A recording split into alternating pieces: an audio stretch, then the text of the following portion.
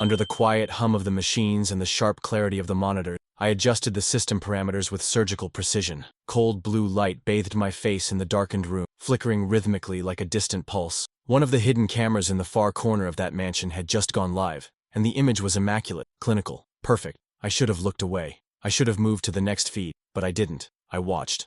I watched with more hunger than I'd allow myself to. Every inch of that space mattered. Every subtle movement, every bend of shadow, every silence. Then came his face, Enzo Martin, projected like a ghost across my screen, his expression smug, indifferent, and yet threatening. The kind of man whose presence infected a room, a parasite in human skin. "You locked in?" Henry's voice crackled through the calm, dragging me back from the edge. "All clear. House is clean." My voice was level, but the pressure in my chest betrayed me. I wasn't afraid. Fear didn't fit me, but the discomfort clawing through my gut was familiar. Henry was only there because I asked for this, because this was my burden, my mess, and my obsession. He had volunteered for the on-site infiltration, insisted that my talents were better suited for remote control. I didn't argue. He was always the older brother, always the one barking orders with the confidence of someone who'd carried too many legacies too early. I respected it, I resented it, and I still couldn't shake the truth. I should have been there, not him. I had no wife waiting, no children to kiss goodnight. Henri had everything to lose, yet he insisted on shielding me as if I hadn't grown claws long ago. I followed his path through the mansion via the cameras, watching as he placed the final device. Inside Enzo's office, a place that reeked of false intellect, shelves of books I'd bet my life he'd never opened, a desk full of secrets I swore I'd one day tear apart. When Henri's voice returned through the comm, it was with his signature dry confidence. "All set. Your turn to do what you do best." And just like that, the last camera bloomed to life, unveiling the office in crisp, high-definition detail. The temptation to linger, it was instant. "Get out of there, Henri," I ordered, already sensing he'd try to overstay. His short laugh buzzed in my ear. "Relax, Oliver. Just another day at the office." He was out within minutes. Safe. That should have settled my pulse. It didn't. I turned back to the feeds, letting the stillness settle into me like a second skin. For days, I would watch, hunt, dissect. My mission was clear. Find the link between Enzo Martin and the two names that had haunted me for years, Francois Moreau and Victor Renard. But the moment she appeared, everything unraveled. She stepped into the frame like a whisper, delicate, unassuming. Bianca Martin. She moved with a caution that didn't belong in her. Her figure hovered near the window, wrapped in silence, as if the air itself feared touching her. The light hit her in waves, soft, then stark, and for the first time in years, I forgot what I was looking for. Her hair fell in soft, undone waves down her back, chestnut brown, too long to be practical, too beautiful to be neglected. Her skin pale, made paler by the cold tones of the room. She wasn't crying, she didn't tremble, she just stood there, hollow, quiet, like grief that had forgotten how to scream. My fingers moved before I thought, adjusting the angle. I zoomed in. She brought her hand to her face, slowly, mechanically, not to cry, just to breathe. And I watched her breathe, watched the way her shoulders curled inward as if trying to disappear. Time passed, but I stayed. Henri called. I barely heard him. The screen held me captive. It wasn't just sadness in her. It was the isolation of someone who had stopped expecting to be saved. Then, the storm came. Enzo. He entered with the weight of a predator, loud, sharp, poisonous. Bianca turned instinctively, her body shrinking. He shouted. I couldn't hear the words, but I didn't need to. Her posture said enough. Her arms remained down, passive, head bowed like a reprimanded servant. Then, he grabbed her, hard. His fingers dug into her arms, forcing her to meet his gaze.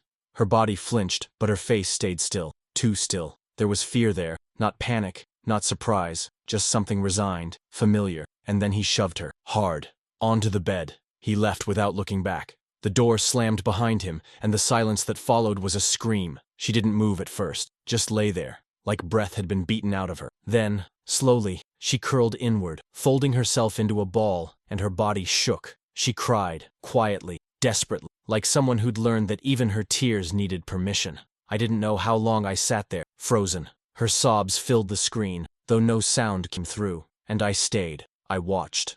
Not like a voyeur, not like a soldier, like a man who had just watched something inside him crack open without warning. Coward, the word left my lips in a hiss. Not for me, because I wasn't used to feeling. I'd trained myself to analyze, to dissect, but this broke something I didn't know was still whole. I wanted to kill him, not strategically, not for my father. I wanted to kill him for her, for the way she curled up like no one would come. When I finally forced myself to turn off the screen, I sat in the dark for a long time, breathing, thinking. Maybe there was more to that house than old ghosts and buried secrets. Maybe there was another kind of truth living in that mansion. And maybe, just maybe, she was the one secret I wasn't prepared to find. Under the golden light of late afternoon, the tall windows spilled soft amber across the heavy curtains. I sat motionless on the velvet sofa, a half-full glass of wine balanced carelessly in my hand, eyes lost somewhere between nothing and everything. The hum of distant traffic whispered beyond the walls, the only sign that the world outside still moved. Inside, time stood still. This was my routine: drift through the hours with sedatives and wine, pretending this life was enough to keep me breathing, pretending it was living. Sometimes I tried to remember how I got here. At 12, when the Martins adopted me, I thought I'd finally found home. They were warm, patient, kind. They called me daughter. I believed I had a future. Then everything shattered. One explosion, one frigid night, and I was in Enzo's arms, sprinting from the fire, from the smoke, from the charred remains of that fragile hope. He held me like a savior. Back then, he was one. He was the hero. Tall, strong, always in control. He gave me shelter, safety, or so I thought. I looked at him like a brother, leaned on him like a child. When he told me he loved me, I said yes, not because I felt the same, but because I owed him. He'd saved me, hadn't he? In the beginning, he was careful with me, attentive, possessive in a way that almost felt like affection. He told me not to work, not to go to college. "You don't need to lift a finger," he said. "I'll take care of everything."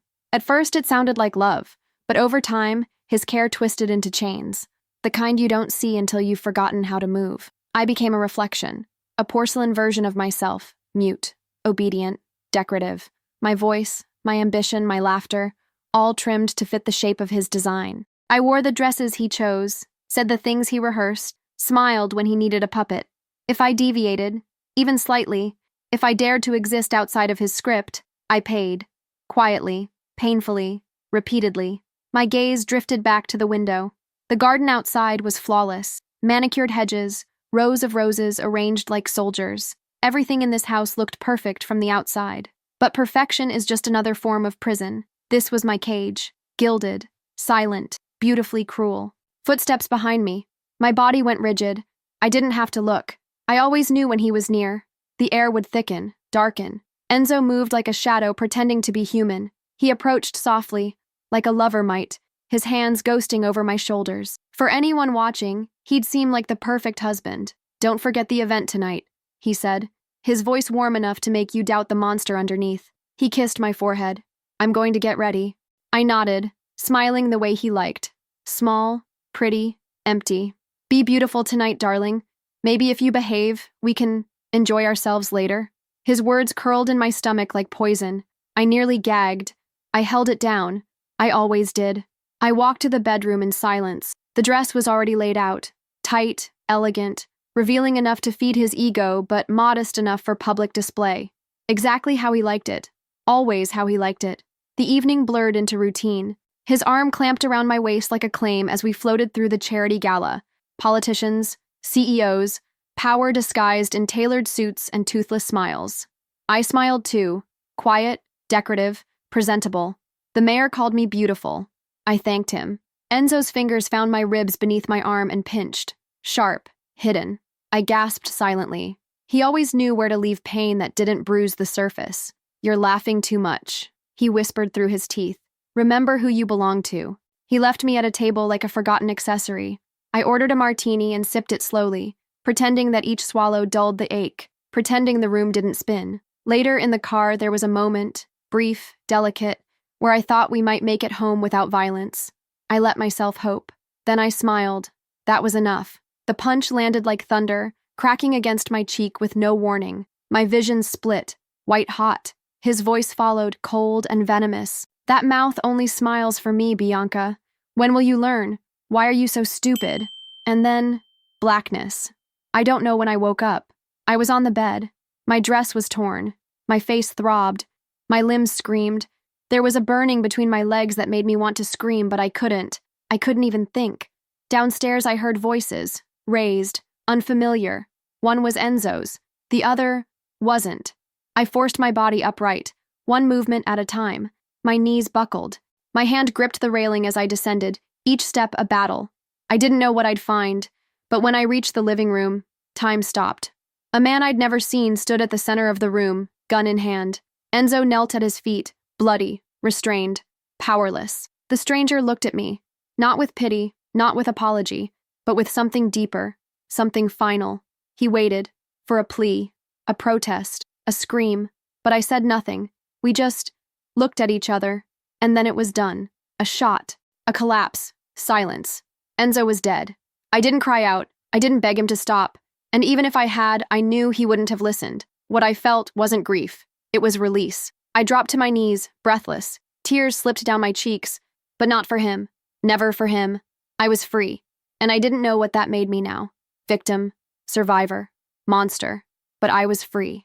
The monitors glowed before me like silent witnesses, each screen an unblinking eye into the rooms of a house soaked in quiet deceit. Every camera had been placed with meticulous care, giving me full command of the space.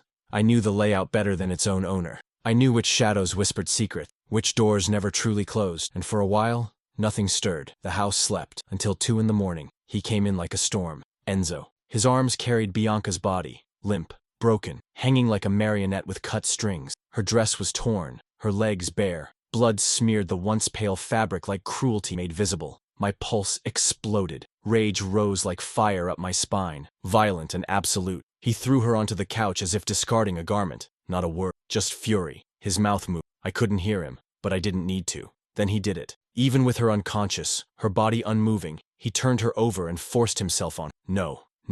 I rose without thought. My hands found my weapon like memory. Cold metal, warm skin, breath shallow. The monitors continued to feed me the horror. I didn't need them. I knew what I had to do. I should have turned off the screen. I didn't. Something inside me split open. Coward. I whispered it. For me, not him. Because I'd never reacted. I was precision. A scalpel, not a hand. But tonight I wasn't a man. I was rage with legs and breath. And when I walked out the door, I didn't look back. I barely remember the drive. Only that I arrived. Knocked with a strange calm. My finger pressed the bell. 1 second. 2. Then the door opened. There he was. Clean shirt. Arrogant smirk. Unaware. Who the hell are you? He asked. I'm an angel, I said quietly. Confused, he tilted his head. I shot him in the hand. He screamed, dropping the gun I already knew he carried. I stepped inside, closing the door with my foot as he howled. The angel of death. Your time's up. I moved fast, punching hard. His body jerked backward, crashing against the wall. My hand wrapped around his throat, slamming him again and again until the plaster cracked. I didn't speak, didn't give him the luxury of words. He clawed at me, but it was pathetic, weak. I let him drop, breath ragged, blood dripping down his neck like consequence. He tried to speak again, but another punch split his lip, then another, until all I could see was red and bone and the bastard who had shattered her. I forced him to his knees, tied his hands behind his back. He stared at me, swollen and barely conscious, still trying to assert something that died hours ago. I raised my gun. This is for her. I looked at his face, expecting to see fear, but no. His eyes were full of hatred, full of a control he still believed he had. Then, I saw her, at the top of the stairs. She stood like a ghost, barely able to hold herself up. Her hands clutched the railing. Her face was bruised, mouth swollen, hair tangled, but her eyes were alive. She didn't scream, didn't flinch. She just looked at me, and in that silence I understood. She didn't want me to stop, so I didn't. The gunshot echoed through the house, final and absolute. Enzo's body dropped with a dull thud, but my eyes never left her. She sank to her knees, trembling. I walked to her slowly, careful not to startle. When I reached her, I knelt, brushed her hair from her cheek. Her skin was cold and wet with tears. I wiped them away, and then she reached for me. No hesitation, no words. Her arms wrapped around my neck, and she collapsed into me, her body molded against mine like it had always belonged there. I could smell her, faint lavender, fear, blood, and something heartbreakingly innocent. I held her, feeling my own heart stutter. I'm sorry, I whispered. Then I injected the tranquilizer. Her body went soft, her breath slowed. I caught her before she could fall. She was mine now, and I would protect her. I returned to my apartment in the dead of night, carrying her like a vow. No one saw us. No one could. She was covered in bruises, pain blooming across her skin like flowers in a cemetery. I laid her in the guest bed, covered her carefully, locked the door behind me, and stepped out before I lost myself. I called Henri. You did what? His voice thundered through the line. He deserved it, I said, firm. You should have made him talk first. He was a key to everything. We don't need him anymore, I answered coldly. But I need you to help me clean it up. Silence, then a sharp exhale. I knew the look on his face even through the phone. That mix of fury and resignation. The same one he always wore when picking up my messes. I'll be there in 20. We moved quickly. Erased everything. Replaced Bianca with an unclaimed corpse. Burned the house to the ground. Paid off the medical examiner. Faked the DNA results. For the world, Bianca Martin no longer existed. By dawn, she was a ghost. When I returned, she was still unconscious. I stood at her bedside, unable to move. Her face was turned toward me, lashes dark against her skin. I couldn't look away. She was beautiful, even now. No, especially now, because she was still here, alive. I knelt beside her. Her dress was torn beyond repair. Carefully, I removed it, touching only what was necessary. My breath was shallow. I hated how my body responded. This wasn't right. This wasn't the time, but it was her. Her scent, her skin. I gathered her in my arms again and brought her to the bathroom. The water ran warm, steady, quiet. I bathed her slowly, washing away the blood and the past. My hands moved with reverence. When she was clean, I wrapped her in fresh clothes, laid her back in bed, and tucked her in like something sacred. Then I stood in the dark, watching, haunted by a question I didn't want to answer. She was free, but would I ever let her go? No. The answer echoed inside me like a vow. She was no longer Bianca Martin. She was Mila Dubois, my wife. I woke up with the weight of 1,000 bricks pressing into my skin, each breath dragging through me like shattered glass. Every inch of my body pulsed with pain, from the base of my neck to the tender arches of my feet. My eyes opened slowly, reluctant, heavy. The ceiling above me was unfamiliar, a dull gray expanse, sterile and silent. Nothing about the room felt warm or lived in. It was too clean, too quiet, too cold.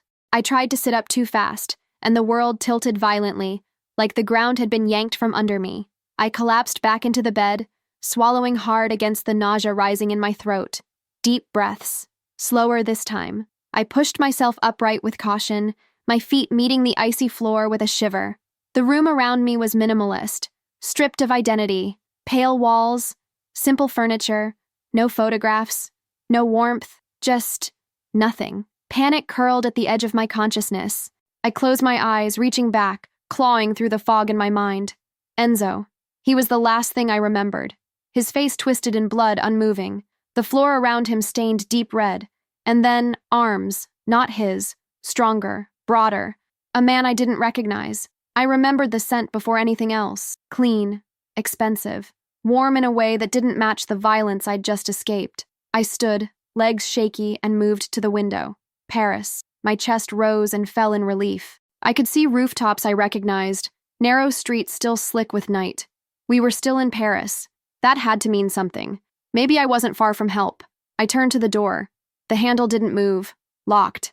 My heart stuttered. I pounded on the wood, each hit more frantic than the last. Hello? Please, let me out. I want to leave. Let me out. Nothing. Silence pressed in from all sides, thick as fog. I stopped, breathless, forehead against the cool door. This wasn't just a strange room. I was trapped. The weight of that realization made my knees weak. I backed away, forcing air into my lungs. That's when I noticed the clothes. Gray sweatpants, a soft cotton shirt. Not mine. I hadn't put them on. Someone had. Someone had bathed me, undressed me, cared for me, and that someone wasn't Enzo. I moved toward the mirror on the wall, hesitating before stepping close enough to see. I wasn't sure what I feared more, what I'd remember or what I wouldn't. My reflection hit me like a slap. My lip was still swollen.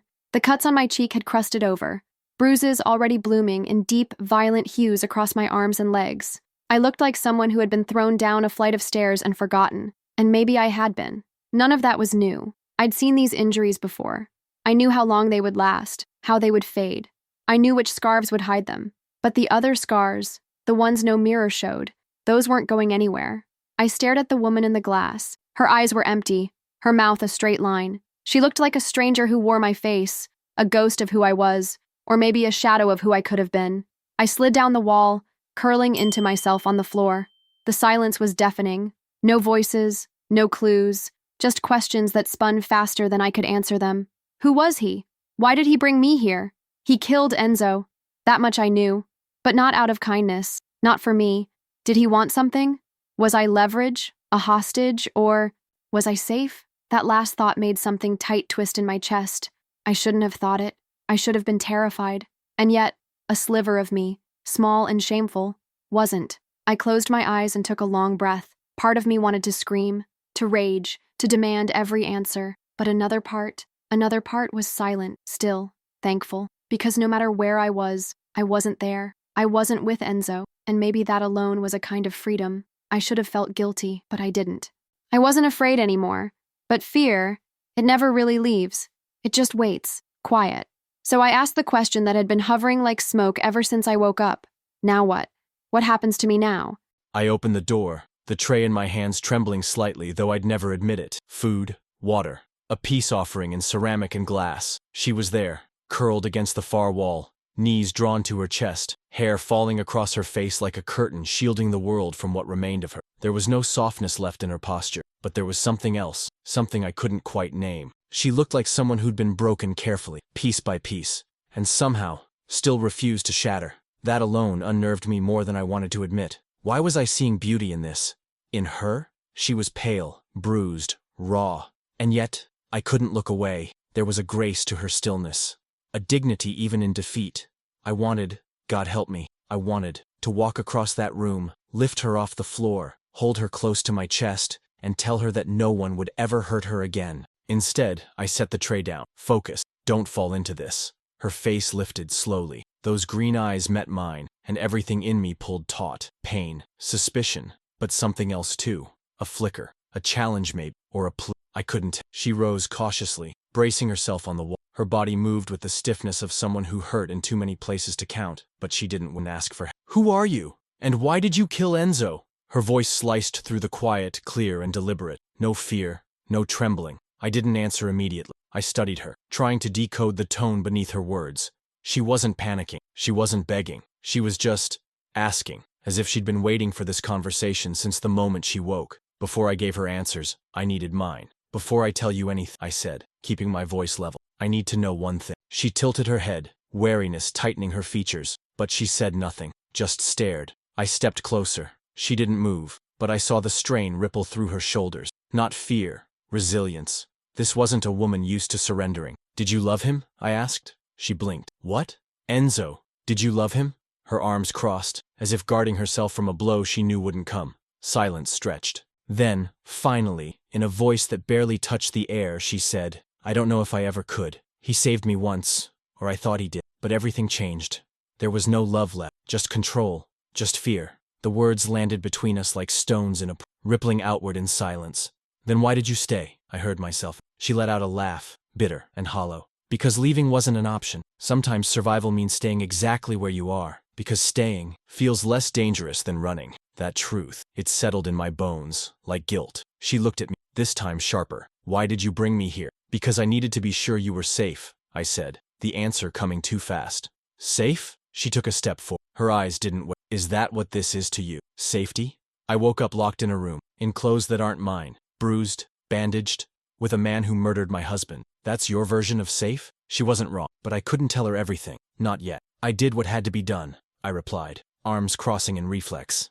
You didn't know what he really was, what he was involved in. We had unfinished business and it wasn't supposed to happen that way. My voice cracked. Just for a second. I hated it, but when I saw what he was doing to I looked at her, my jaw tightening. I couldn't stop myself. He had to pay. She didn't flinch. Instead, she looked at me with something colder than rage. So, now what? What do you do with me? The question burned. She wasn't just collateral damage anymore. She wasn't just part of the plan. She was the question I hadn't planned for. Now, I said quietly, you rest. You heal. We'll talk later. She laughed again, sharp and sharp-edged. Talk. Right. Like this is tea and sympathy. I don't think you have much choice, I answered, more harshly than I meant to. She stared me down, proud, defiant, but silent, and that, strangely, felt like a small win. I turned and stepped toward the door. I'll come back later. Her voice followed me, not as words, but as weight. She didn't need to speak. Her silence said everything. I locked the door behind me. It wasn't ideal. I wasn't proud of it, but I needed time. Time to make sure this wouldn't spiral further. Time to figure out how the hell I'd come to care whether this woman, this stranger, trusted me. Because part of me already knew the truth. If she ever looked at me with something other than fear, I wouldn't survive it. The silence in the room felt louder than it should. It pressed against my chest, thick and suffocating, like the walls themselves were trying to hold my breath hostage. Time moved sluggishly, each minute stretching like it resented passing.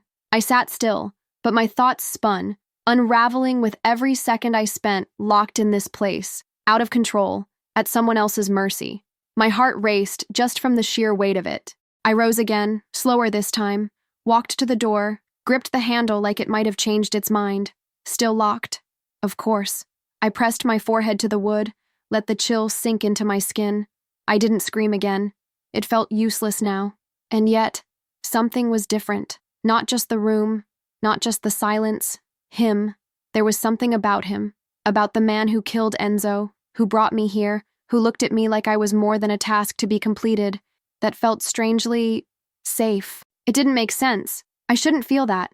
I barely knew him, and what I did know should terrify me, but it didn't. Not in the way it should have. I exhaled slowly, forcing myself to the bed. On the nightstand sat a tray of food: soup, bread, fruit, cheese, juice, water. I hadn't noticed how empty I was until that moment. I picked up a piece of bread, dipped it in the soup, and tasted warmth I didn't know I'd been missing. After I ate, I made my way to the bathroom. The mirror was unkind but honest. My reflection looked bruised and unfamiliar. A body I knew but barely recognized. I let the water run hot, stood under it for as long as it took for the fog on the mirror to hide the worst of me. When I finally stepped out, I wrapped myself in a towel and wandered back into the room. The wardrobe surprised me. Clothes in my size. Simple, comfortable. A light blue dress caught my eye. I pulled it on. The bruises still peeked through the fabric, but something had shifted. I didn't look like someone waiting to break anymore. Then I saw the stack of books. Curious, I approached, fingers brushing along spines until I paused. Beauty and the Beast. I almost laughed. Of course. I opened to a bookmarked page and read a line aloud, my voice barely a whisper. It was strange how kindness could chip away at fear, how the monster began to seem human in her eyes. I closed it slowly, heartbeat stuttering. Was that what was happening? No. That was ridiculous, dangerous, but still, I couldn't ignore the pull.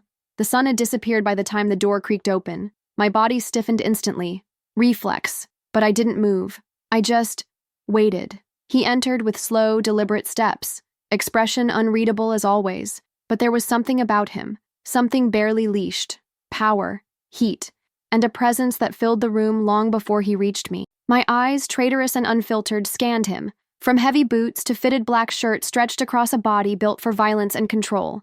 I swallowed hard. Bianca, get a grip. You're locked in a room with a stranger. Your husband is dead. You shouldn't be thinking about his arms, or the way his shirt clings to his chest, or how the air changes when he looks at you. But I was. And the worst part? I didn't want to stop. Stop, I whispered to myself, but the internal war was already raging. My conscience versus my curiosity. Morality versus something hotter, wilder. He placed an envelope on the table, watching me with that same silent intensity. I hated how it made my stomach twist. Not from fear, from anticipation. Feeling calmer now? He asked, voice smooth, too composed. I'm fine, I said sharply. What is this? I pointed at the envelope like it was something vile. Your new life, he said simply. At least for now. I don't understand. You will. I stepped forward, pulled the envelope open. My fingers were trembling again, damn them. First, a passport. My photo, but not my name. Mila Dubois. Then a French ID, school records, a bank account, a credit card. Everything neat, perfect, fabricated.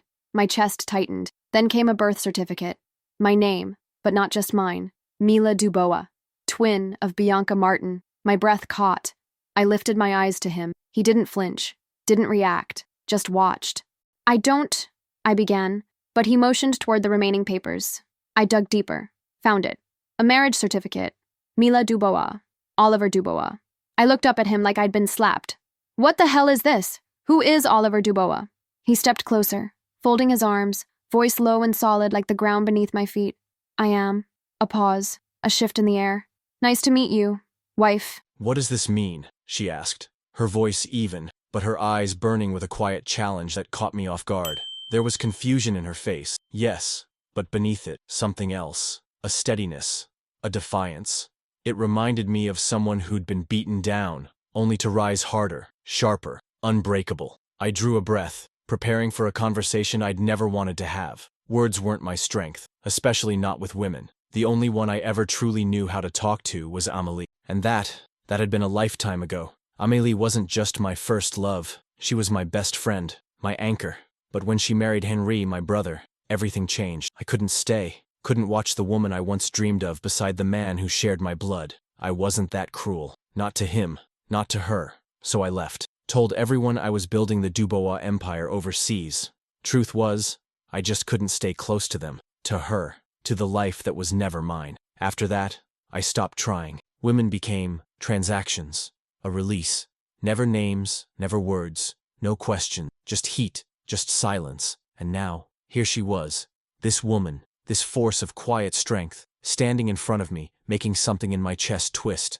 I didn't know what it was, only that I didn't want it, couldn't afford it, yet I couldn't ignore it either. She was beautiful, yes, that was easy to admit, but it was more than that. She stirred something dangerous, something human. I hated it, and now I had to convince her to pretend to be my wife. Not pretend. On paper, it would be real. Bianca, I started, then corrected myself. Mila. I kept my tone soft, measured. The last thing I needed was to spook her. What I'm about to tell you is confidential. It's part of an investigation I've been working on for years. Her eyes narrowed, arms folding across her chest. But she didn't interrupt. Enzo Martin forged documents. He manipulated the forensic report that ruled my father's death as an accident. It wasn't. He helped cover for the men who actually killed him. I planted cameras in your house to expose him. I watched her closely. Her breathing changed, slightly. I continued. I monitored everything, his patterns, his contacts. But then, I saw what he was doing to you. My voice caught. I hated that. I had no choice. I had to stop him. For you. For me. For what he'd done to too many others. She stared at me, unreadable, silent. I pressed forward. The body they found in your home. It wasn't yours. We swapped it, paid off the examiner, altered the DNA records. For the world. Bianca Martin died in that fire. Her mouth opened in disbelief. But I held up a hand. But Mila Dubois exists. These documents, I pointed at the folder on the table, confirm your new identity, passport, ID, bank account. You're no longer Bianca. You're Mila. And according to this, you're my wife. The way her breath left her chest, it wasn't a gasp. It was something colder, something stunned and furious. What? She said, barely above a whisper. I raised both hands. It's not a real marriage. It doesn't mean anything. It's only to protect you. But for this to work, you need to stay here, with me, for a while. She studied me like I was some kind of puzzle she didn't want to solve. I'm not trying to imprison you, I added quickly. But you have to understand. Enzo would have killed you. I saved you. That has to count for something. Her brow lifted. No words. Just that perfectly arched, unimpressed brow. I pushed on. In return, I ask two things. Your silence, and your cooperation until this case is closed. After that, you'll be free to live as you please. Anywhere. However you want. I'll fund it. New name, new life, no strings. She still hadn't moved. Her eyes, though. God, those eyes. They weren't angry. They were calculating. You'll be Mila Robert if you like, I said. You can marry someone else. Start over. That last sentence burned coming out. The idea of her with someone else. I forced the thought away. So, I finished, voice low. Do we have a deal? She tilted her head, squinting. I still don't understand. Why marriage? Why that lie? I exhaled, half laughing internally. She really didn't get. I don't trust you, I said plainly. And the easiest way to keep you close is to make you mine. That sounded worse out loud. Temporarily, I added. I stepped closer, slow, deliberate, until I could see every lash framing her sharp green eyes. My hand lifted, and my knuckle traced the soft line of her jaw. Barely a touch, but I saw her react. The faint tremble, the shift in her breath, and it did something that made every part of me tighten. I stepped back before I lost my grip. Mila, I said, steady again. This isn't about power. It's about proximity. I need to see you. Learn who you are. My cousin Thomas used to say the only way to know someone's truth is to live with them. She narrowed her eyes. And you're not violent? Not with women, I answered, then amended. Not with those weaker than me. I protect. I don't hurt. Unless I have to. She looked unconvinced. I stepped back again, giving her space. My voice softened. We'll live here. As roommates if that's easier. You'll have freedom, respect. I'll never touch you without consent. Never force you into anything. I held her gaze, letting the silence stretch, letting the truth settle in. So, Mila, I said finally, do we have an agreement? This wasn't just a question. It was a beginning, or an end, and only she could decide which. I nodded silently, my heart pounding in an irregular rhythm. It wasn't as if I had much of a choice. It was this or, well, what? He didn't trust me, wouldn't let me go. He'd probably kill me or lock me up again, and I wasn't willing to take that chance. So I agreed, feeling the weight of that decision settle into every fiber of my body. Oliver gave a faint, lopsided smile, the kind that makes your stomach flip without warning. It was disturbing how easily he could affect me with just a look. He gestured for me to follow him out of the bedroom, his voice low and gravelly, sending shivers down my spine. As we walked, my eyes scanned every detail of the apartment, trying to distract myself from the heavy presence beside me. 4 suites in total, a guest bathroom at the start of the hall, a large kitchen that opened onto a balcony with a 10-seat dining table, and an enormous living room. It was the kind of place meant for a large family, not a man who lived alone. "You live here by yourself?" I asked, my voice coming out softer than I intended. He nodded, his eyes meeting mine in a moment that felt more like a collision than a glance. There was something in his expression, a shadow I recognized too well. Loneliness. I tried to ignore the sudden, foolish urge to comfort him. "Come, let's eat," he said, his hand resting lightly on my back as he guided me to the kitchen. That simple touch sent heat pulsing through my skin. "I made pasta. You like it, don't you?" I blinked, startled. How could he possibly know that? But I didn't have to ask. It was as if he could read my thoughts, anticipating them before they formed. "I watched you for 2 weeks through the cameras," he explained with a half-smile that clashed with his normally stoic demeanor. "So I know a few things." "What do you mean?" I asked, feeling the heat rise to my cheeks. The idea of him watching me, no matter how indirect, made my heart pound in ways I didn't want to admit. "You saw me in the bathroom doing those things?" "Hey, I'm not a pervert," he defended quickly, raising his hands in mock surrender. But there was amusement dancing in his eyes. "The goal was just to watch watch Enzo. You came with the package, don't worry. I didn't watch you change, I swear." But you bathed me and changed my clothes while I was unconscious," I said, unable to let it go. He had crossed a line, many lines, and I didn't even know if that was the biggest one anymore. "It was necessary, Mila. You were injured. You needed care," he said, his voice softer now. "But I swear I did nothing more than take care of you." He looked at me with something close to remorse, something vulnerable, and then he smiled, the most beautiful smile I'd ever seen. And for some inexplicable reason, I didn't feel angry with the man who had watched me through hidden cameras. What the hell was happening to me? My cheeks burned, and judging by the amused glint in his eyes, he noticed. "Come, sit," he said, pulling out a chair for me with a gentleman's grace that took me by surprise. "Let's eat. You must be hungry." And I was. Only then did I notice the smell of the food, rich and mouth-watering. My stomach growled audibly, making him laugh quietly. He opened a bottle of my favorite wine and poured me a generous glass. Why was this man trying so hard to please me? He didn't have to. "Don't be fooled, Bianca. He only needs your silence. That's all." I tried to convince myself. We sat and ate, and to my surprise, it was more than pleasant. It was intimate, like we'd known each other for years, not just days. I told him bits of my story, about being adopted by Enzo's parents when I was 12, and how everything unfolded after that. The death of our adoptive parents, our entanglement. I opened myself to a stranger, letting the words flow like water. I felt safe with him. I wanted him to hear me, and he did. He listened as if every word mattered, his gaze never straying from mine. He wasn't pretending. He genuinely cared. And that, more than anything, made my heart race. Then he told me about his father, how he died in a suspicious car accident. When he said the names of his father's business partners, something lit up in my memory, a detail I'd buried deep, thinking it was unimportant at the time. "Wait," I said, feeling my pulse spike with sudden clarity. "I know those names. I remember those 2 men. They were at a charity event I attended with Enzo a few months ago." Oliver's eyes widened, his entire expression shifting from surprise to razor-sharp focus. He leaned forward, locking his gaze on mine with such intensity it stole my breath. I remember Enzo receiving an envelope that night," I continued, the memory coming back in vivid flashes. "When he opened it, there was a key inside. I didn't think much of it, but later I asked him about it." I hesitated, the memory souring in my mouth. "That question earned me a punch when we got home," I whispered, seeing his jaw tighten, his fist clench on the table. For a second, I thought he might break something. But I looked at the envelope in secret because I really wanted to understand it. It was a key to a safe deposit box, one of those at the bank. "Which bank?" he asked, his voice rough and full of something I couldn't quite name. "Banque Internationale de Paris," I said, watching his eyes flicker with recognition. And I remember the number, 12103. I won't forget it because, well, coincidentally, it's my birthday. Mila, you're an angel, Oliver said, his voice thick with awe, and something else, something that made my pulse stutter. You're incredible.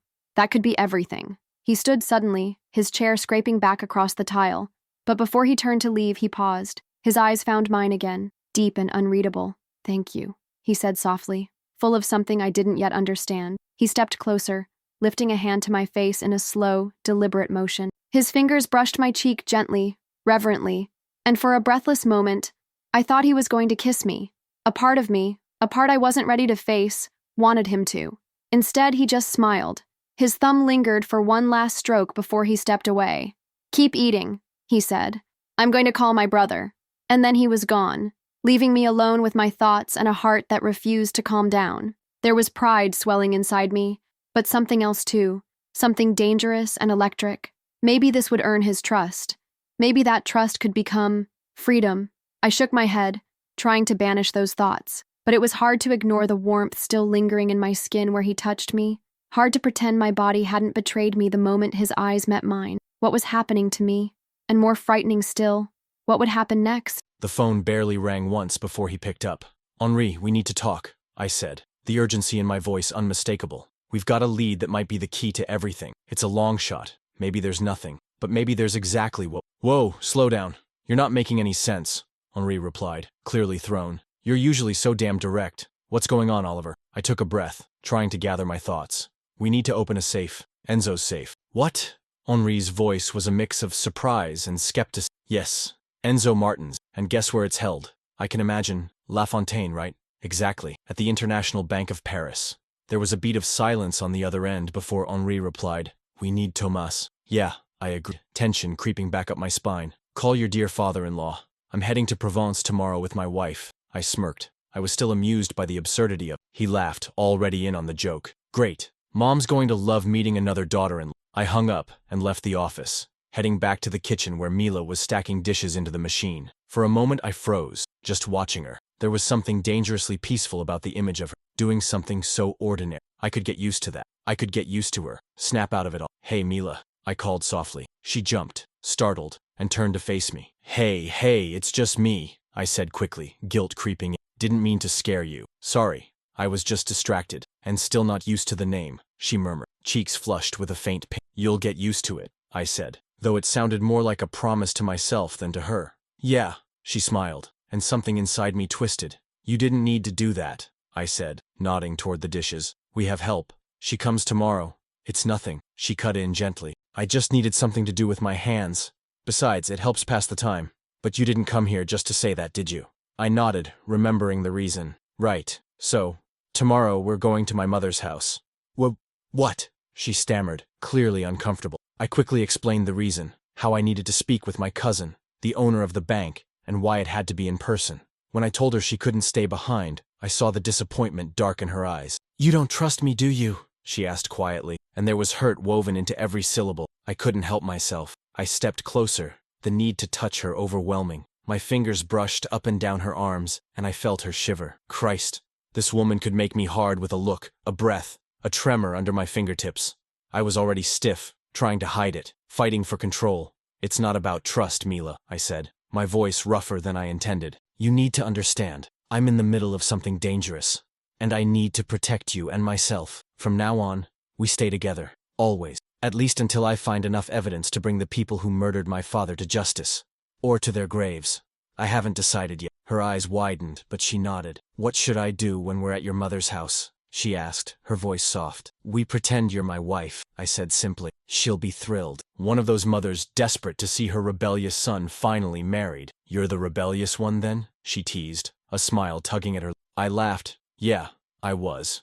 No use denying it. While I laid out the cover story, I couldn't stop watching her. Her smile. It lit something in me I hadn't felt in a long time. Not lust, not need, desire, and not just for her body. I wanted her laughter, her attention, her damn smile. She was stunning. Too stunning. More than any woman I'd ever been with. And for the first time in years, I didn't just want to screw someone. I wanted to kiss her. What the hell was happening to me? My skin burned. Anyway, I said, forcing myself back to reality, pack a bag with anything that fits you from the closet. Whatever's missing, we'll get in Provence, okay? Okay, I'll get ready, then hurried off, leaving me standing there, rock hard and desperate for something I couldn't have. I needed relief badly. I ran a hand down my face, frustration and desire colliding like wildfire. With a heavy sigh, I went to my office, picked up the phone, and dialed the number I hadn't used in months. Gene picked up on the first ring, his tone dry and professional, always reliable, no questions asked. That's what I paid him for. I need a girl, I said, my voice low and tight. Got it. I'll send one to your apartment in 30 minutes. No, I interrupted quickly. Mila's image flashed in my mind, uninvited and intense. Send her to the Dubois Empire Hotel. I'll be there in 20. Understood. I hung up and exhaled. I just needed to let it out, to clear my head, to get back in control. As I passed her room, I paused. I need to leave for a couple of hours, I said, keeping my voice neutral. Will you be okay here? Her eyes met mine, confused, and something else. Hurt? What happened to I can't leave you alone? She asked softly. Don't you want me to go with you? No, I said, trying not to sound defensive. I need to do this alone. I won't be long. Besides, I think we can trust each other now. You're not going to run, are you? She didn't answer with words, just a quiet nod. I'll leave the door unlocked, I added. There's a guard at the entrance. Just for your protection, if you need anything, he can reach me. When I come back, we'll leave for Provence. Be ready, she whispered. But her voice was so full of sadness, it made my chest clench. For a second I thought about staying, just sitting with her, talking, listening to her voice. But I couldn't. I had to handle this. I needed to release this hunger, or I wouldn't survive another minute near her. One last look at me, and I left the apartment, my body tense, my mind spinning. On the drive to the hotel I questioned everything. For the first time in years, the idea of casual sex felt hollow. But what else could I do? Mila was different, dangerous. I couldn't afford to screw this up because I couldn't keep it in my pants. Or could I? At the hotel, I took the private elevator to the suite. Family-only access. Discreet, efficient. She was already there, naked and waiting. A familiar face. We'd met before. Made things easier. She knew my rule, knew not to speak. Hello, Oliver, she purred. Don't speak, I barked, cold and sharp.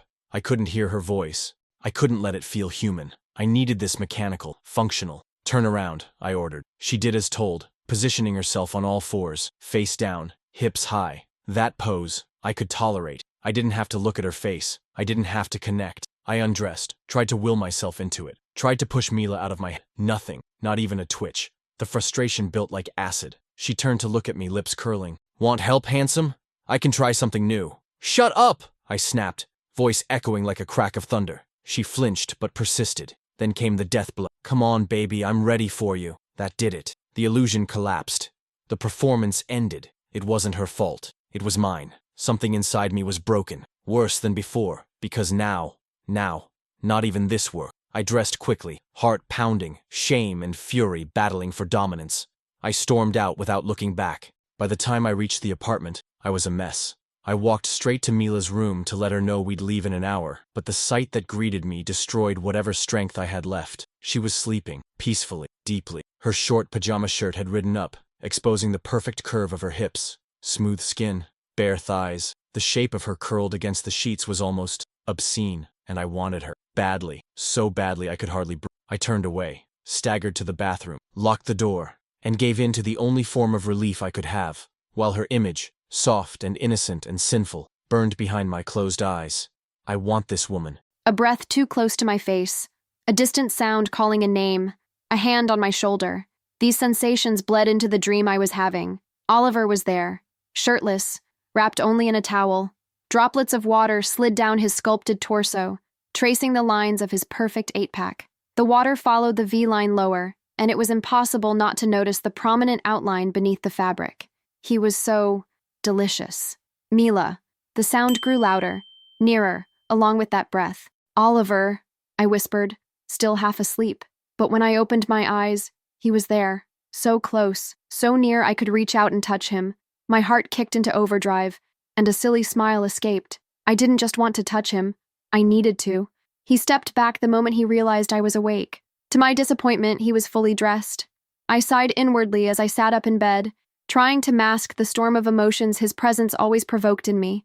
Hey, were you dreaming? He asked, raising an eyebrow. I think so. I don't really remember. I deflected quickly. But yes, I had been dreaming about him. God, what am I going to do? How do I contain this feeling growing inside me? How do I live under the same roof without completely losing myself? The helicopter's ready. We leave in an hour. Do you think you can be ready? Yes, of course, I answered too fast, standing abruptly and tangling myself in the sheets. I tripped forward, nearly falling, but he caught me, his strong arms wrapped around my waist, and in that moment, I wished he'd never let go. Hey, careful. Are you okay? Yes, I'm fine. Just a little clumsy, I said with an awkward laugh. It wasn't a lie, but this time clumsiness had a very different cause. I know, he said, smiling. Oh, that smile. That man should be banned from smiling like that. It was sinful. He pulled away slowly, almost reluctantly, and adjusted his posture. Dress warmly. It's cold outside. I nodded, trying to ignore the heat spreading through me. I splashed cold water on my face, but it did nothing to extinguish the desire. I changed quickly, my bag already packed, and stepped out of the room. He was in the living room dressed in black, perfect as always. Shall we? He asked. I nodded.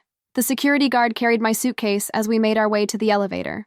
Of course, the helicopter was on the rooftop. Everything in his world was effortlessly convenient. When we reached the helipad, he placed a hand on my back and held my right hand to help me climb in.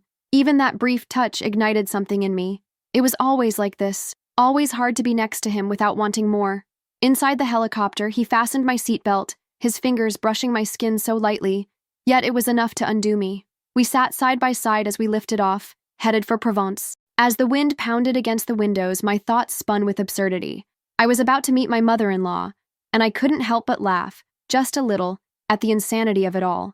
What had I gotten myself into? We arrived at my mother's house late in the afternoon, just as dark clouds were gathering on the horizon. The Dubois mansion, grand as ever, stood surrounded by manicured gardens that clashed dramatically with the heavy sky. I hadn't been home in years, but every corner still held memory, some warm, others less so. My mother, Sophie, greeted us at the entrance with a bright, genuine smile. I hadn't seen her looking so healthy or calm in ages, and in that moment, she seemed truly thrilled. Her gaze shifted immediately to Mila, standing beside me, and I caught the glint of curious delight in her. "So this is my new daughter-in-law?" Sophie said, arms extending toward Mila, who hesitated a beat before stepping into the embrace. "You're even more beautiful than I imagined. Oliver, what took you so long to introduce her?" My mother gave me a look that was stern, but still full of warmth. "It all happened so quickly," I began, trying for a casual tone. "We got married in the United States. I wanted to tell you in person." "Of course.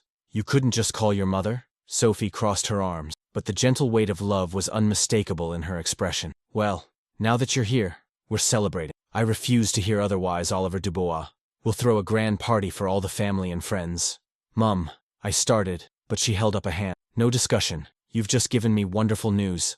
I won't let you hide it like it's nothing." She turned to Mila. "I hope you like parties, dear, because there's going to be one grand enough to suit you." Mila forced a smile, though discomfort lingered in her eyes. My mother insisted on showing us the room she'd prepared. It was spacious, decorated in soft tones with discreet luxury. The king-sized bed in the center looked more like a throne, the sheets perfectly arranged. "I hope you find it comfortable," Sophie said, giving Mila a meaningful look. "It's perfect," she replied softly, and my mother beamed. "Now I have to go to the La Fontaine estate. Layla and I have urgent foundation business," Sophie announced, then turned back to Mila. "Would you like to come with me? You and Layla would get along beautifully, and Amelie will be there too." Before Mila could answer, I intervened gently but firmly. "She's tired, Mom. It was a long journey. I think she should rest for a while." My mother gave me an appraising look, then nodded. "All right, feel free to explore. I'll return late, but I expect full details of this whirlwind wedding tomorrow. Understood?" With that, Sophie left us alone, and an expectant silence settled over the mansion. I sensed Mila's unease, sharing the same room with me. So when the first raindrops of the storm began to fall, I decided to show her around the house. Moving through the wide, well-lit corridor, the distant rumble of thunder punctuated our journey. "This place is incredible," she said softly, almost to herself, as we passed a gallery lined with ancestral portraits. "It's an heirloom," I agree. "Every corner holds secrets. Come, I want to show you something special." Her hesitancy gave way to curiosity as I led her into the library, the heart of the mansion. Towering shelves full of books passed down through Dubois generations. Some volumes looked ancient and rare. Her eyes lit up as we God, this is magical." "Liked it?" I asked, watching her. "Didn't capture it," she said. approaching the shelves slowly. Within minutes, the power went out. Darkness swallowed the room, broken only by intermittent lightning. A staff member rushed in, brandishing a tray of candles. "Mr. Dubois, the power should return soon," he said. "I've got this," I replied, taking the candles and waving him off. As I lit them, their gentle glow softened and warmed the library. The sound of rain pattering against the windows paired with the silence between us. Mila drifted between our shelves, fingertips brushing spines. She stopped eventually and pulled a worn, old volume from the shelf. "Do you know what this is?" I asked, turning toward me. The book in her. I recognized it instantly. It's a first edition of Jane Eyre. She opened it reverently and began to read aloud in a voice soft and hypnotic. "I am no bird, and no net ensnares me. I am a free human being with an independent—" I closed my eyes, letting her words and voice sink in. When I opened them, she was staring at me, lit by candlelight. "Do you like this story?" I asked. "It's one of my favorites," she admitted. "There's something about Jane that inspires me. Even when she's trapped, she never loses herself." Our eyes met, and for a moment, something flowed between us. Quiet, yet charged. I didn't know what I was doing. My legs moved before my mind caught up, and soon I stood directly in front of her. She didn't step back, though her eyes were wide, searching. My hand rose slowly, fingertips tracing her jawline. I felt her tremble at my touch. In that instant, something within me cracked. "You're shaking." Voice rougher than I intended. She opened her mouth, but no words came. I leaned in, drawn by instinct, something raw and deeper than anything I'd ever known. A desire to consume her, to claim her, to love her. Our lips met with delicate urgency. Her eyes fluttered shut just as she parted her lips. My tongue met hers, reflexive and eager, even though I didn't fully know myself. Our bodies responded as though we had known this moment forever. I held her head, fingers threading through her soft, fragrant hair. She pressed against me. Her chest flattened against mine, and I tugged her waist until she clung to me. She didn't pull away. Instead, she pushed closer, as if she'd been waiting for my touch. I was rigid with need. My tongue moved in sync with her. She tasted like sweetest wine. I wanted more of her. Driven by impulse, I lifted her, her legs winding around my hips.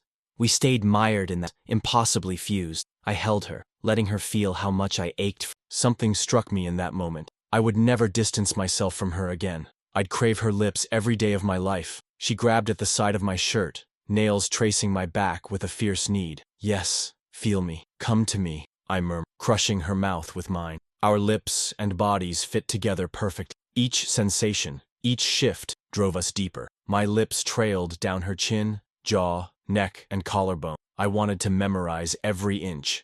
I glanced back at her eyes. Those intense green eyes belonged to Mila. We halted for breath, chests heaving, breaths ragged. Her lips were swollen and pink, her eyes shining wet with desire. If perfection exists, there it was, in her surrender. Without a word, she closed her eyes, as if begging for more, and I was ready to give everything she wanted. I wanted to spare us from embarrassment once the moment passed.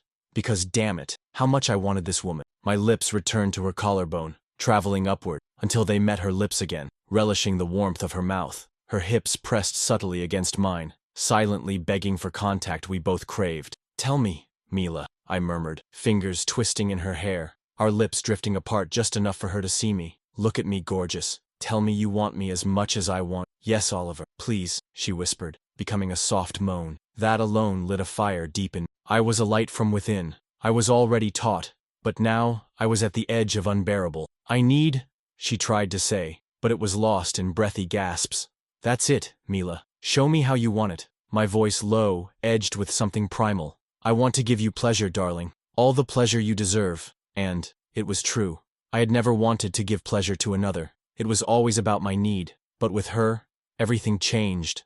Her moans, her surrender, they fulfilled me more than anything. Outside, the rain drummed on, but inside the library, silence reigned, broken only by our moans and two hearts racing. In that moment, inside the library, while the rain fell steadily outside, the air between us grew thick, almost unbearable in its intensity. Every sound, the thunder rumbling in the distance, the heavy beat of the rain against the windows, seemed to echo what was unfolding between us. What were we doing? When had this desire started? When did I begin to feel it? And him, did he feel the same? It was obvious. I could feel it in every touch, every muscle that tensed beneath his skin, every time his lips searched for mine like he needed them to breathe. In that instant, I knew nothing would ever be the same. I wasn't Bianca. Nothing made sense anymore. I felt like Mila Dubois, And even if it was just for now, I wanted to be that woman, a woman who wasn't afraid, who didn't shrink from a man's touch, who could feel pleasure, be desired, and maybe, just maybe, be loved. The intensity of that contact didn't fade. On the contrary, it grew, like fire catching dry brush, devouring everything. When he asked me how I wanted it, it caught me completely off guard. Never in my life had anyone asked me that. I'd never even been given the option of saying what I wanted, let alone how I wanted it. The truth was, I didn't even know how to ask. But he knew. Somehow, Oliver always knew. He saw through the words I didn't know how to say. In one swift, certain movement, he picked me up in his arms and carried me toward what he now called our room. God, I thought, our room. Even if only in my mind, the thought made me shiver. Get it together, Mila, I warned myself, trying to steady my breath, but it was useless. He didn't give me room to recover. His strong arms held me tight against his chest, and his lips, God, his lips, never left mine. Not once. It was like he wanted the world to end there, in that kiss. Those wild, relentless kisses that tore through me like a storm. I was on fire, and I needed relief, desperately. He laid me down on the bed, not gently, and that only made it more intoxicating. It wasn't roughness out of cruelty. No. It was something different, something primal, something that told me he wanted me for the sheer pleasure of it, not to dominate me, not to punish, but to have. His hands devoured my skin, his teeth grazed, his mouth marked, all in perfect rhythm, pushing, testing, but never crossing a line. How could a man like this exist? Then he looked at me, as if asking for permission. He didn't speak. He didn't need to. I answered by pulling his shirt over his head. That must have been the yes he was waiting for, because from that moment on, everything blurred. I only remembered fragments. The moment I was completely bare, open to him, his lips between my thighs, drawing sounds from me I'd never heard from my own body. My fingers tangled in his hair, back arched as I gave myself over to the merciless rhythm of his tongue, licking, sucking, pushing me to the edge. His fingers moved with practiced expertise, complementing the movements of his mouth. I pressed my legs tighter around his head, losing myself to the firestorm building inside me. And when I finally burst, when my body trembled and released in pulsing waves, he didn't pull back. He drank every drop like something sacred. My entire body twisted with that overwhelming explosion of pleasure. I had never felt anything like it in my entire life. And then he looked up at me and smiled. The most wicked, sinful smile I'd ever seen, like a boy who'd just devoured his favorite ice cream on the hottest day of summer. Then he climbed over me, positioning himself above, and thrust into me all at once, without warning. Deep, hard. I screamed, not from pain. No, it was hunger, need, raw, unfiltered craving. He held my hips tightly, lifting me just slightly, angling himself deeper as he thrust harder. He growled like an animal, and God, what an animal. Beautiful, ferocious, mine. Then he moaned, loudly. That sound, it was addictive. I couldn't look away. I needed to see that, to memorize the moment his face surrendered to pleasure. His body coiled above mine, every muscle straining as he came, hard and deep, filling me completely. That heat, his heat, inside me, it triggered something else. Another wave, more intense than the last. A scream tore from my throat as he hit the deepest part of me, vibrating through every cell. And then, everything inside me exploded like a dying star collapsing inward. It consumed me, burned me alive, then left me weightless and shattered. Euphoria unlike anything I'd ever known. Our moans echoed through the room, wild, unrestrained, and I knew with certainty I'd never feel anything like this again, not without Oliver. Still breathless, he collapsed over me, his forehead resting on the crook of my neck. For a while, we stayed like that, hearts pounding wildly, but somehow in sync. Then his lips started moving again, down my neck, across my skin, leaving heat in their wake. He inhaled deeply against my collarbone, as if trying to memorize my scent. He kissed my cheek, my temple, the bridge of my nose, and finally, my mouth, softly, gently, a kiss unlike the others. Still laced with desire, but something else too, something deeper. When he pulled back, his eyes met mine. There was no coldness in them this time, only vulnerability, raw and aching. "You're the first woman I've ever kissed," he said, his voice hoarse, thick with emotion. "And now, I don't know if I can live without your lips, Mila." He swallowed hard. "What are we going to do?" and I had no idea how to answer. The meeting room at the LaFontaine mansion was heavy with tension, thick enough to taste. The monotonous hum of the computer processing data echoed like a warning in the space. Thomas stared at Henri and me with narrowed eyes, a look that always preceded a lecture. "Have you two lost your minds?" he snapped, slamming his hand against the mahogany table. "Placing cameras inside Enzo Martin's house? Do you have any idea what he could have done if he'd found out?" Henry shrugged, unmoved, as if Thomas's scolding was as routine as sunrise. "And what could he have done? We're alive, aren't we? Oliver knows what he's doing." I took a slow breath, trying to contain the fire clawing up my throat. "That's all you have to say, Henri? He killed our father. Or did you forget that? Because I haven't." Henri's eyes narrowed at me. "You think I forgot? I just don't see the point in risking our lives for something that won't bring Arthur back." I opened my mouth to respond, but Thomas cut in, his tone sharp and unflinching. "Enough. This isn't getting us anywhere." He paused, letting the silence settle before continuing. "I'll help you both, but on one condition. You do exactly as I say." No one spoke. The only sound was the rhythm of his fingers typing on the keyboard, the light from the monitor casting shadows across his focused face. His eyes scanned the bank system data. His system. Thomas wasn't just a member of the LaFontaine family. He was the CEO and owner of the bank. "There's something," he muttered, leaning closer to the screen. "Box 1203. It's not registered under any name. That means it's a ghost box, a secret. Only someone with the key, or the bank owner." He turned to us, lips curling into a tired smile. "Can open it." Adrenaline surged through me like a pulse of electricity. A secret safe. It could only mean one thing. Evidence. Something Francois and Victor wanted buried for good. "We'll organize everything and go to Paris tomorrow," Thomas said, voice calm but weighted. "But Oliver, you need to be ready for what this means. This isn't just about revenge anymore. It could endanger everyone involved. Sophie, Amélie, and..." He hesitated. "Mila." Her name hit me like a strike to the chest.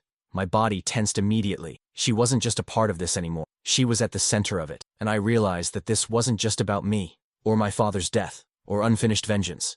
This was about protecting her, even if that meant protecting her from me. "I need to take care of a few things before we go," I said, standing. "We'll push the trip to tomorrow." "More secrets?" Henri said with a smirk, always the provocateur. I didn't answer. I didn't have the time or the patience for his games. As I walked out of the room, my mind fractured in two, one half fixated on that box, on the lies it might finally unravel. The other half, entangled in Mila, a mystery I still hadn't solved, and the truth was, that scared me even more than the box. I woke up with a weight pressing against my chest, like something invisible was suffocating me from the inside. The room was too big, too empty. The walls, painted in neutral tones, seemed to close in on me, making it impossible to take a deep breath. I looked around, searching for him, Oliver, but all I found was his absence, cold, sharp, indifferent. I didn't know where he was, and the idea of being alone made me feel exposed. My fingers grazed the sheet beside me, still cold. He hadn't even slept here? The thought hit me like a punch to the stomach. I tried to push the feeling away, but reality came crashing back like a wave. I was in a strange house, surrounded by strangers, and the only constant, the only thing that had made me feel remotely safe, was gone without a word. I stood, my bare feet touching the icy floor. I walked to the bathroom, avoiding my reflection in the mirror. I didn't want to face myself. I didn't want to see the fragile woman I knew was staring back. I turned on the faucet and splashed cold water on my face, hoping it would wake up something inside me, something other than fear and shame. I applied a touch of makeup to hide the fading marks that still remained on my face. He didn't sleep with me after everything, I thought, biting my lip to stop the pressure rising in my chest. Of course he left. Why would he stay? I'm nothing to him. I'm nothing to anyone. The echo of my own thoughts made me feel even smaller. I took a deep breath and returned to the bedroom, rummaging through the wardrobe. I chose something plain, a dress that didn't draw attention, that helped me disappear. It was easier to be invisible. I left the room and began wandering the mansion. Every step echoed through the stillness like a reminder that I didn't belong. The house was a maze of endless hallways, closed doors, and lifeless silence that made everything feel heavier. The walls were lined with old portraits, faces I'd never known. They watched me, or at least it felt that way, judging, questioning. Eventually, I found myself standing in front of a half-open. Something drew me in, as if some unseen force was guiding me. The room was smaller, more intimate. Photos filled the shelves, and I approached them cautiously, almost afraid to touch. It was Oliver, younger, softer, smiling in a way I had never seen, and beside him, a beautiful woman, graceful, with shiny brown hair and eyes that looked like they carried the entire world inside them. They were in every picture, laughing, embracing, too close, too familiar. Some of the photos included another man, similar to Oliver, likely the older brother, but my eyes kept coming back to her. Amelie, the way they looked at each other, the way he smiled with her. It was a kind of closeness I couldn't understand. My stomach turned. She mattered to him, I thought, that bitter pang of jealousy hitting before I could stop it. Maybe she still does. The ache inside me grew, swelling with sharp insecurity, a knot in my throat, tight and relentless. I closed my eyes, trying to silence the voice that whispered what I feared most, that I would never be enough. Then I felt it, heat behind me. Oliver. He was there, so close I could feel his breath against my skin, his arms wrapped around my waist, steady and warm, and for a second, I almost gave in to the comfort of that touch. Almost. But then the pain twisted with anger and I pulled away, spinning to face him. "Why did you leave me alone?" I asked, voice low but shaking with emotion. "Why did you bring me here, Oliver? What's happening between us?" "Because I don't understand." He looked stunned, caught off guard, like he hadn't expected any of this. But I couldn't hold it in anymore. Not the confusion, not the longing, not the pain. I had to say it, because I couldn't keep pretending. Not now. I should have seen it coming. Of course she'd feel that, but when the moment arrived, I had no idea what to say. The right words wouldn't come, and all I could feel was chaos tearing through me. Mila was staring at me like I had answers, even when I didn't have a clue what I was doing. I didn't mean to make you feel that way," I began, each word heavy with my own failure. "I had to step out. Things are happening. Henri called. About the safe. You could have told me. Left a note. I thought..." Her voice faltered, her green eyes shimmering with tears. "Oliver, I was torn from my life. You brought me here. You kissed me, and last night, for a moment, you made me believe it was more than just about protection. And then I woke up alone, and it was like none of it meant anything. My mind spun. She was right, and wrong, all at once." "It's not like that," I snapped, my voice harsher than I meant it to be. "I don't know what to do with this, Mila. With you. I've never felt this before. I'm sorry I didn't tell you, baby. I'm lost. I've never experienced anything like this. But if you give me a chance, if you have patience, I want to learn. I want to know what makes you smile. Not just in bed, Mila. Really smile. That kind of happiness. You bring that out in me." She narrowed her eyes and crossed her arms, like she was shielding herself. "And the woman in the photo, Oliver. I saw the pictures. I saw how you looked at her. You loved her. That was obvious. The way you smiled with her. Amelie is not you." The words hit like thunder, and she flinched. But I reached for her, pulling her waist against mine. "Listen to me, Mila. Amelie, she was more than my first love. She was my best friend, my whole world. And yes, I think I loved her, but she never loved. And now, it doesn't matter any." She tried to pull away, but I held her tight. "You need to understand," I said, voice rough. "Amelie always belonged to my brother. Always. Even when we were younger, even before I realized how I felt, she was his. She loved him. And Henri, he's always been the opposite of the man she needed." Mila stared at me, defiant, but something cracked in her gaze. "And you're okay with that, Oliver? Really?" I leaned forward, letting my forehead rest against hers. "Yes, because the day I saw you, through that camera, something shifted inside me. Everything I thought I felt for Amelie, it vanished. Compared to what I feel for you, Mila, it was nothing." She didn't speak, but her eyes softened. Before she could say anything, I kissed her. It was possessive, deep. She didn't resist. I wrapped my arms around her, pulling her into me, like I wanted to fuse our bodies into one. I lifted her, her heart pounding against mine, and carried her to the bed. I laid her down gently, but there was nothing gentle in what I felt. It was hunger, lust, pure, raw need. "Mila," I whispered against her lips, eyes locked on hers. "You know I'm never letting you go, right? But I'm not crazy. I won't trap you. I want you to want this. I want you to want me the way I want you." She hesitated, searching my face, then nodded. Her voice trembled. "I do, Oliver, but I'm scared. Scared of you, of myself, of what we're becoming." "You don't need to be afraid, babe," I murmured, stroking her face. "I only think of you. I only work when you're near, and together, we'll figure it out." And it was true. I didn't work with anyone else. Not anymore. My life before was just noise, empty. But now there was peace, a place to land, and she, Mila, was that place. Her body, her soul. "I want you so bad, Mila. I didn't know a man could need a woman this much until I touched you. Be mine." "I already am, Oliver. We're married, remember?" she teased, her smile wicked. I laughed. "My wife." And then I kissed her again, with all the urgency burning inside me. That mouth, God, that mouth, was already my downfall. With little patience, I tore her dress away, letting my lips trace every inch of her trembling skin. I couldn't keep away from her mouth, but I needed to explore the rest of her. Her breasts, so perfect, were begging for my tongue. I sucked, bit, teased, until she arched, moaning beneath me. Moan for me, I whispered, voice rough in her ear. Tell me what you want. Anything. I'll do it. She answered by biting my neck, a sharp, sweet pain that made my spine shiver. Mila, that's delicious, I growled. You're delicious, she breathed back, her voice thick with provocation. I like this side of you, wife, I murmured, smiling against her mouth as I kissed her again, the heat in my chest threatening to boil over. Then, like lightning, she flipped us, straddling. Her eyes burned with desire as her hands made quick work of my jeans.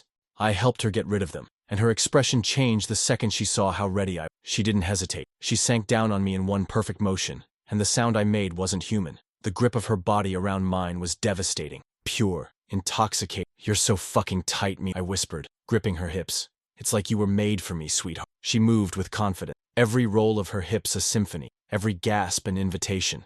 Mila wasn't just pleasure. She was euphoria I didn't know I'd been missing. She kept riding me, harder, faster, chasing release. I grabbed her tighter, thrusting deeper to meet her rhythm, her heat, her wetness, the way she clenched around me. It all sent bolts of pleasure through my spine. I sat up, pulling her close, burying myself even deeper. Move for me. You're perfect, baby. Driving me crazy. I can't take it. Come with me. Let's come together. My words lit a new fire in her. She moved faster, wilder. I took her breasts in my hands again, sucking one as I bit gently, drawing a scream from her lips as she came undone around me. I was right behind her. One final thrust, and I spilled inside her, our bodies locked, trembling, breathless. We were a mess. Our sweat, her scent, my seed, everything mixing between us like we belonged there. One body, one fire. Mila collapsed on my chest, panting. I kissed her neck, and she shivered. So sensitive, my woman, I murmured, breathless and still inside her. I didn't want to pull out. I never wanted to leave her again. She tried to move, but I wrapped my arms around her, pulling her close.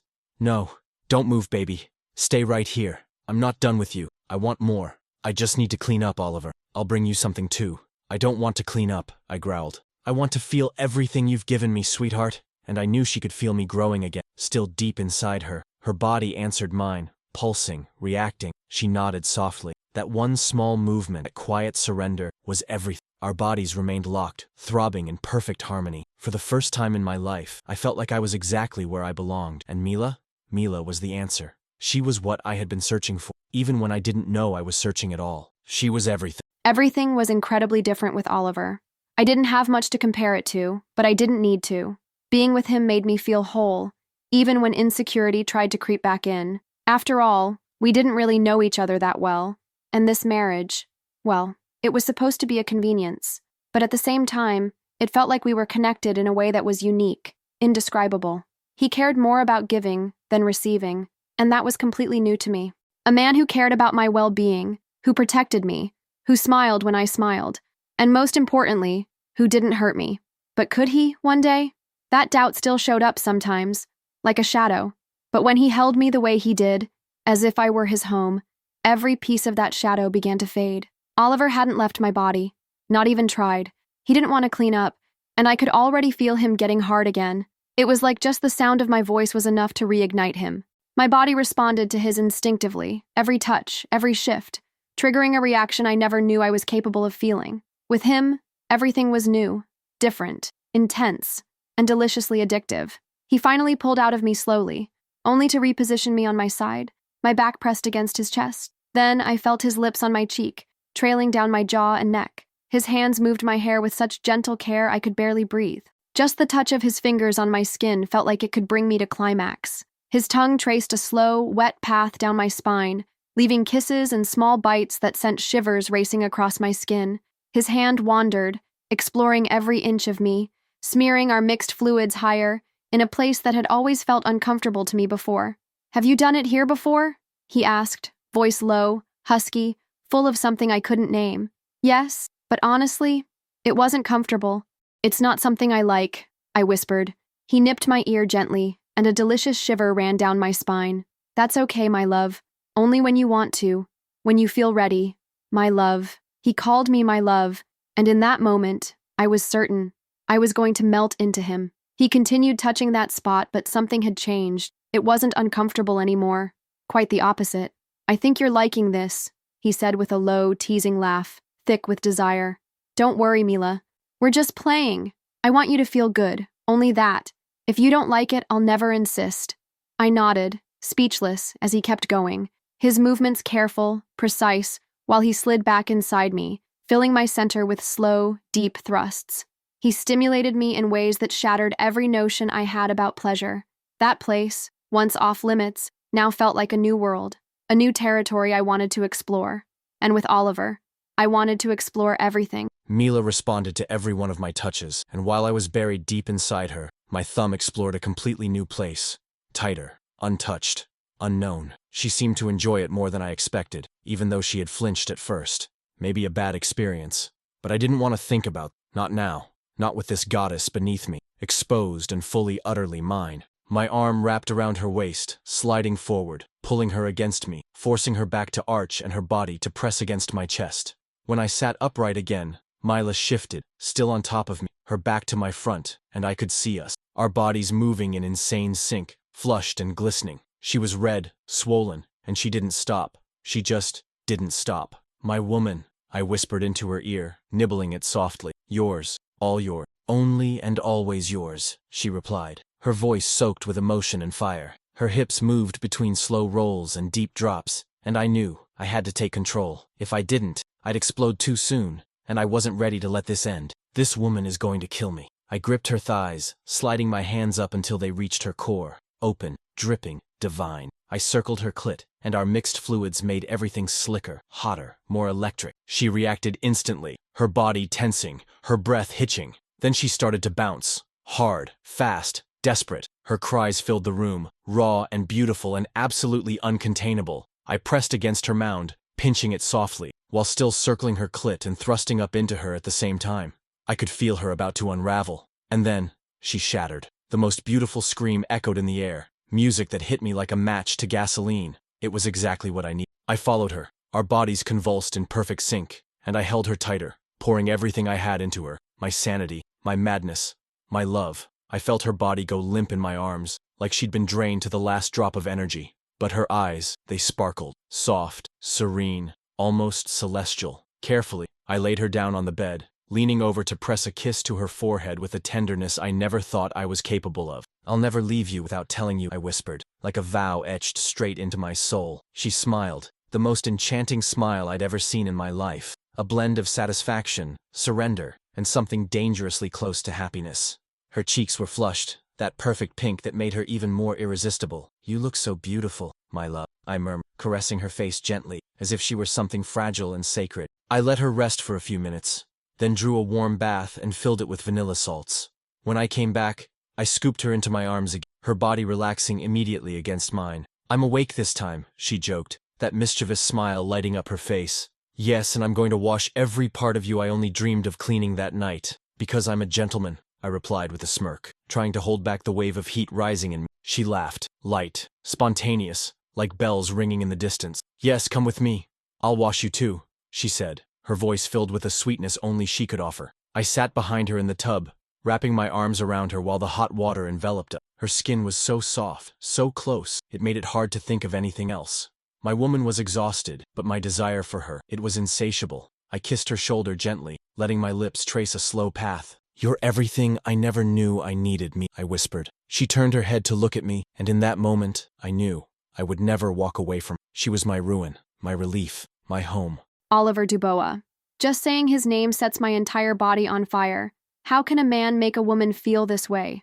Not even in my wildest dreams could I have imagined something like this. The books I've read, the films I've watched, none of them prepared me for these sensations, for this feeling. When I married Enzo, I liked him. I was grateful.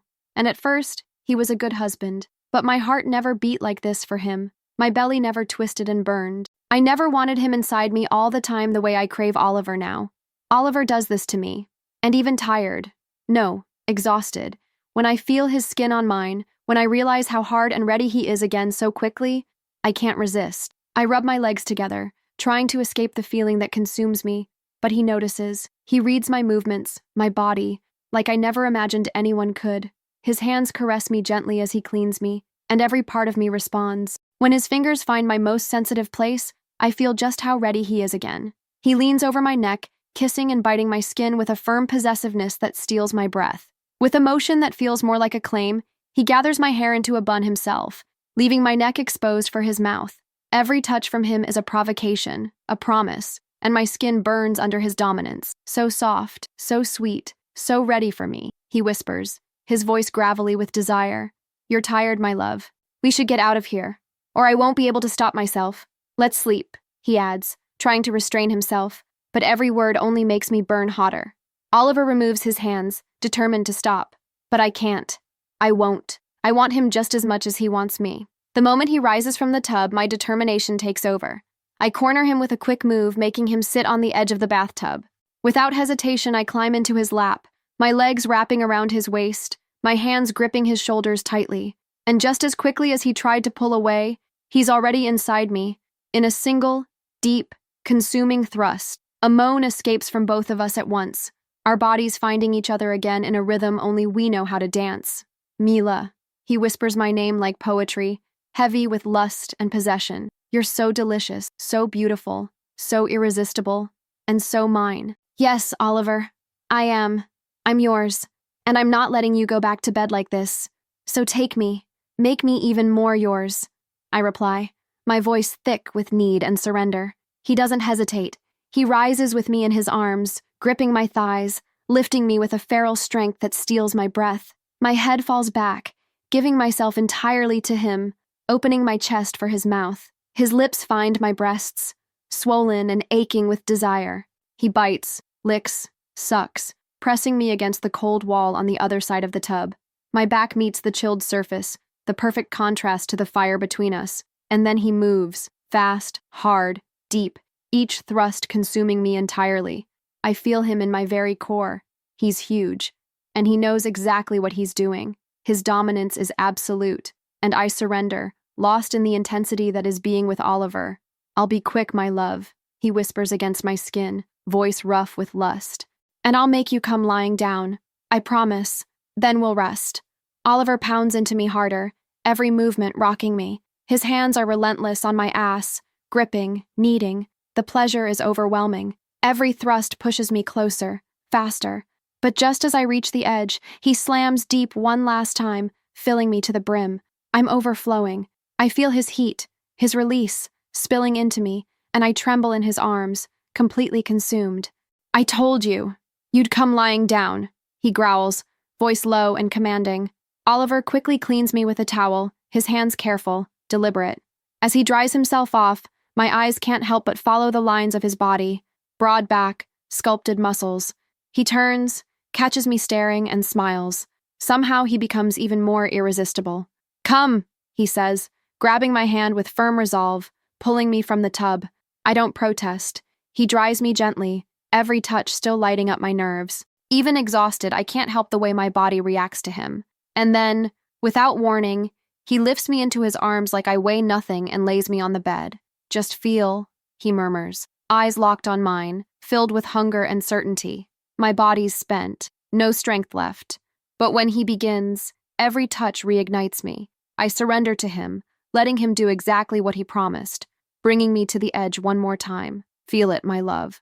Feel me, he whispers. His tongue begins its work, impeccable.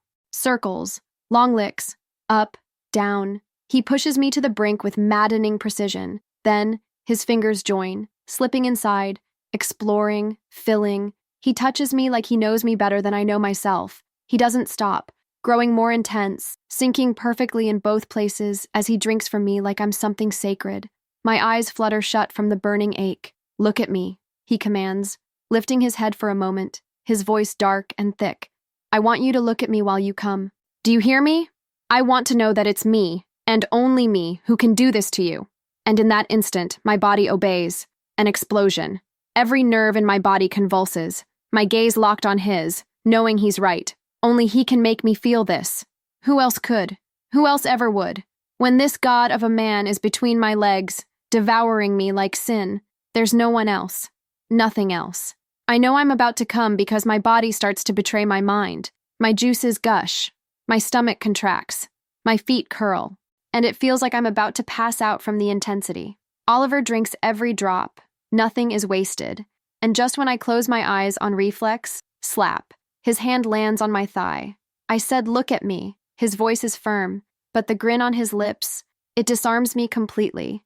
I open my eyes, find his, and they're dancing. He's laughing. He's absolutely delighted. I see you even when I close my eyes. I confess. No filter. Because it's the truth. He crawls up my body, his lips still wet, and kisses me, deeply, letting me taste myself on his tongue. Somehow that's wildly erotic. Then he lies beside me, pulling me into his chest. I rest against his warmth, his strength. I glance at the clock. It's already 2 p.m.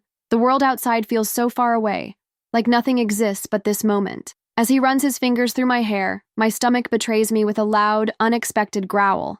Oliver chuckles, his hand drifting to my waist.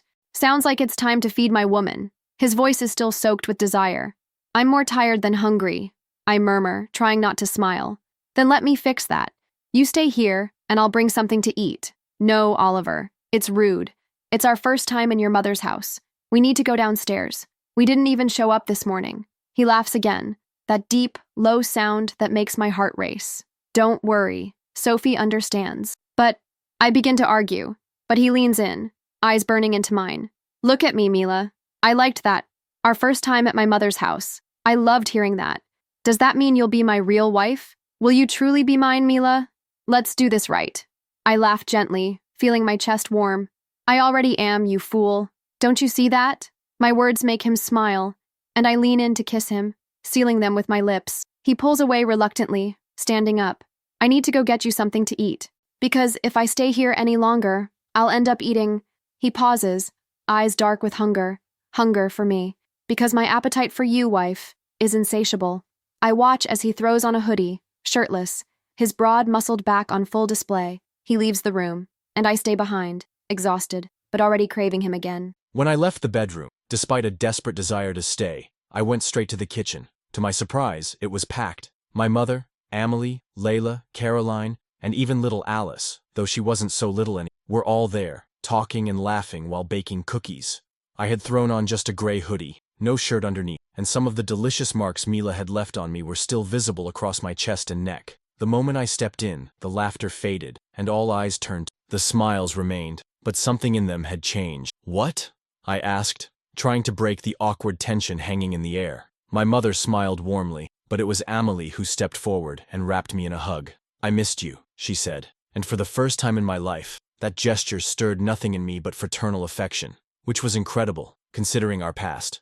I hugged her back briefly, then stepped away. She smiled again. I'm so happy you got married, but I'm also kind of mad you kept it from me. So, where's my sister-in-law? Well, she's a bit tired. The trip was long. Caroline jumped in with her sharp tongue. Tired, right. You don't let the poor girl rest. It's obvious she's exhausted. Everyone laughed, and I just rolled my eyes. Actually, I came to grab something for us to eat in the room. My mother immediately pulled out a tray. Come, son.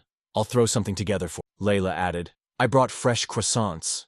Within minutes, the tray looked like a royal banquet. Croissants, fresh orange juice, herbal tea, artisanal cheeses, and homemade strawberry preserve. Just before I left the kitchen, my mother reminded me, rest all you want, but don't forget, dinner tonight. Everyone will be there. Where's my brother? I asked. Amelie answered, he went to the bank in Paris with Thomas. They took the family jet but will be back in time for dinner. Of course they didn't. No surprise. But truthfully, I preferred being here with Mila to spending the day in Paris. I returned to the room and found Mila still sleeping. She looked so peaceful that I hesitated to wake her, but I knew she needed to. I pressed a kiss to the back of her neck, then her cheeks, savoring the texture of her skin and that sweet scent that was all her. It amazed me how much I loved kissing her. I used to loathe kissing. Now I was addicted to it. She opened her eyes slowly, still groggy, but smiling, that smile that set every inch of me on fire. Breakfast is here, she mumbled. It is, my love. Sit up. Let's eat together. She was starving. She devoured everything on the tray. Croissants, fresh juice, warm tea, strawberries, cheese. Every bite came with a moan or a compliment that made me grin like an idiot. We were satisfied, at least in terms of food. My mind, though, it was a traitor. It only thought about her, about how much I wanted to be inside her. I pushed the thought aside. What do you say we go for a walk around the property? I offered. She smiled and nodded. But before we left, I warned her. Mila, I should prepare you. The house is full, okay? Full how? She asked, narrowing her. Well, all the women in the family are here. My mom, Caroline, Layla, Alice, and Amelie, they're curious. They want to meet you. She started coughing, practically choking. And you came out here like this? Shirtless? Yes. They're family. Why? I teased. Are you jealous, wife? Well, Amelie isn't exactly family, if we're being honest. Hey, I didn't know they were all down there. And listen, she's my brother's wife. There is absolutely nothing between us. Understand this, Mila. Amelie and I are childhood friends. We grew up together. Looking back now and feeling how my heart beats for you, I'm more sure than ever. I never loved her like this. She's a friend, someone I want to protect, maybe even like a sister. Nothing more, Mila. I swear that, every time I'm with you. Because here, I took her hand and placed it over my chest. My heart races uncontrollably, and only you do that to me. She kissed me, and in that kiss, I knew she believed. So, I guess it's better to stick to our cover story, right? I asked. Well, it's definitely better than telling them you murdered my husband, kidnapped me, and locked me in a room, she joked. I laughed. Yeah, that might be a little hard to explain, my love. But don't forget the part where I saw you through a screen, and fell for you before I even met you in person. What? She said, clearly surprised. It's true. From the first day, something changed in me. I knew, somehow, my life would never be the same again. She kissed me again, this time slower, deeper, and there was something else in it, a silent thank you, a devotion I had never felt from anyone before. We got dressed and left the room. By the time we reached the kitchen, the women were all waiting to meet Mila. I introduced my wife, and, just as I expected, my idea for a walk turned into an interrogation. Clearly, I was no longer needed. I kissed Mila's cheek and decided to sneak away to my father's shooting bunker. Well, I'll leave you with them for a while. I'll be back. Just going to check a few company documents. I won't leave the house, don't worry. She smiled, and I walked off to the bunker, needing space to organize my thoughts, to keep digging deeper in the investigation, because we were getting closer to the truth. I entered my father's bunker, a place that had always carried a symbolic weight for both Henri and me. It was more than a shelter. It was the heart of Arthur Dubois' legacy. Modern, massive, and almost unreal in its complexity. The bunker was a reflection of my father's strategic and paranoid mind. Retinal and fingerprint scanners protected the entrance, allowing access only to our family, something I now remembered needed to be updated to include Mila. The space stretched like a self-sufficient underground world. There was a high-tech living room, 5 suites, a fully equipped kitchen, and a stockroom filled with supplies that could last a lifetime. My father, an arms dealer, had always prepared for the worst. A war, a collapse, any disaster. But what made that place special was the shooting range. We grew up here. Henri and I were just boys when our father first taught us to shoot. He always said a man must know how to protect himself, that precision was as important as intent. Every shot I fired in that space shaped not only my skill, but the man I am today. It was a place of memory, training, and discipline. And now, it was the stage for something far bigger. After a few hours reviewing systems and mentally tracing our next move, I heard the bunker door open. Henri and Thomas walked in, carrying something that looked promising, what they had retrieved from the secret safe. It didn't take long for all of our suspicions to be confirmed. Inside the folder was a ledger, a literal map of horror, payment records, phone numbers, client names, debts. Each page told a dark story. The codes were simple, almost careless, as if those responsible had never feared being caught. The notebook revealed the full scope of the human trafficking ring run by Victor and Francois, the same men who had partnered with my father decades ago. They used the Dubois arms logistics chain to transport women around the world, hidden inside containers that, on paper, held weapons.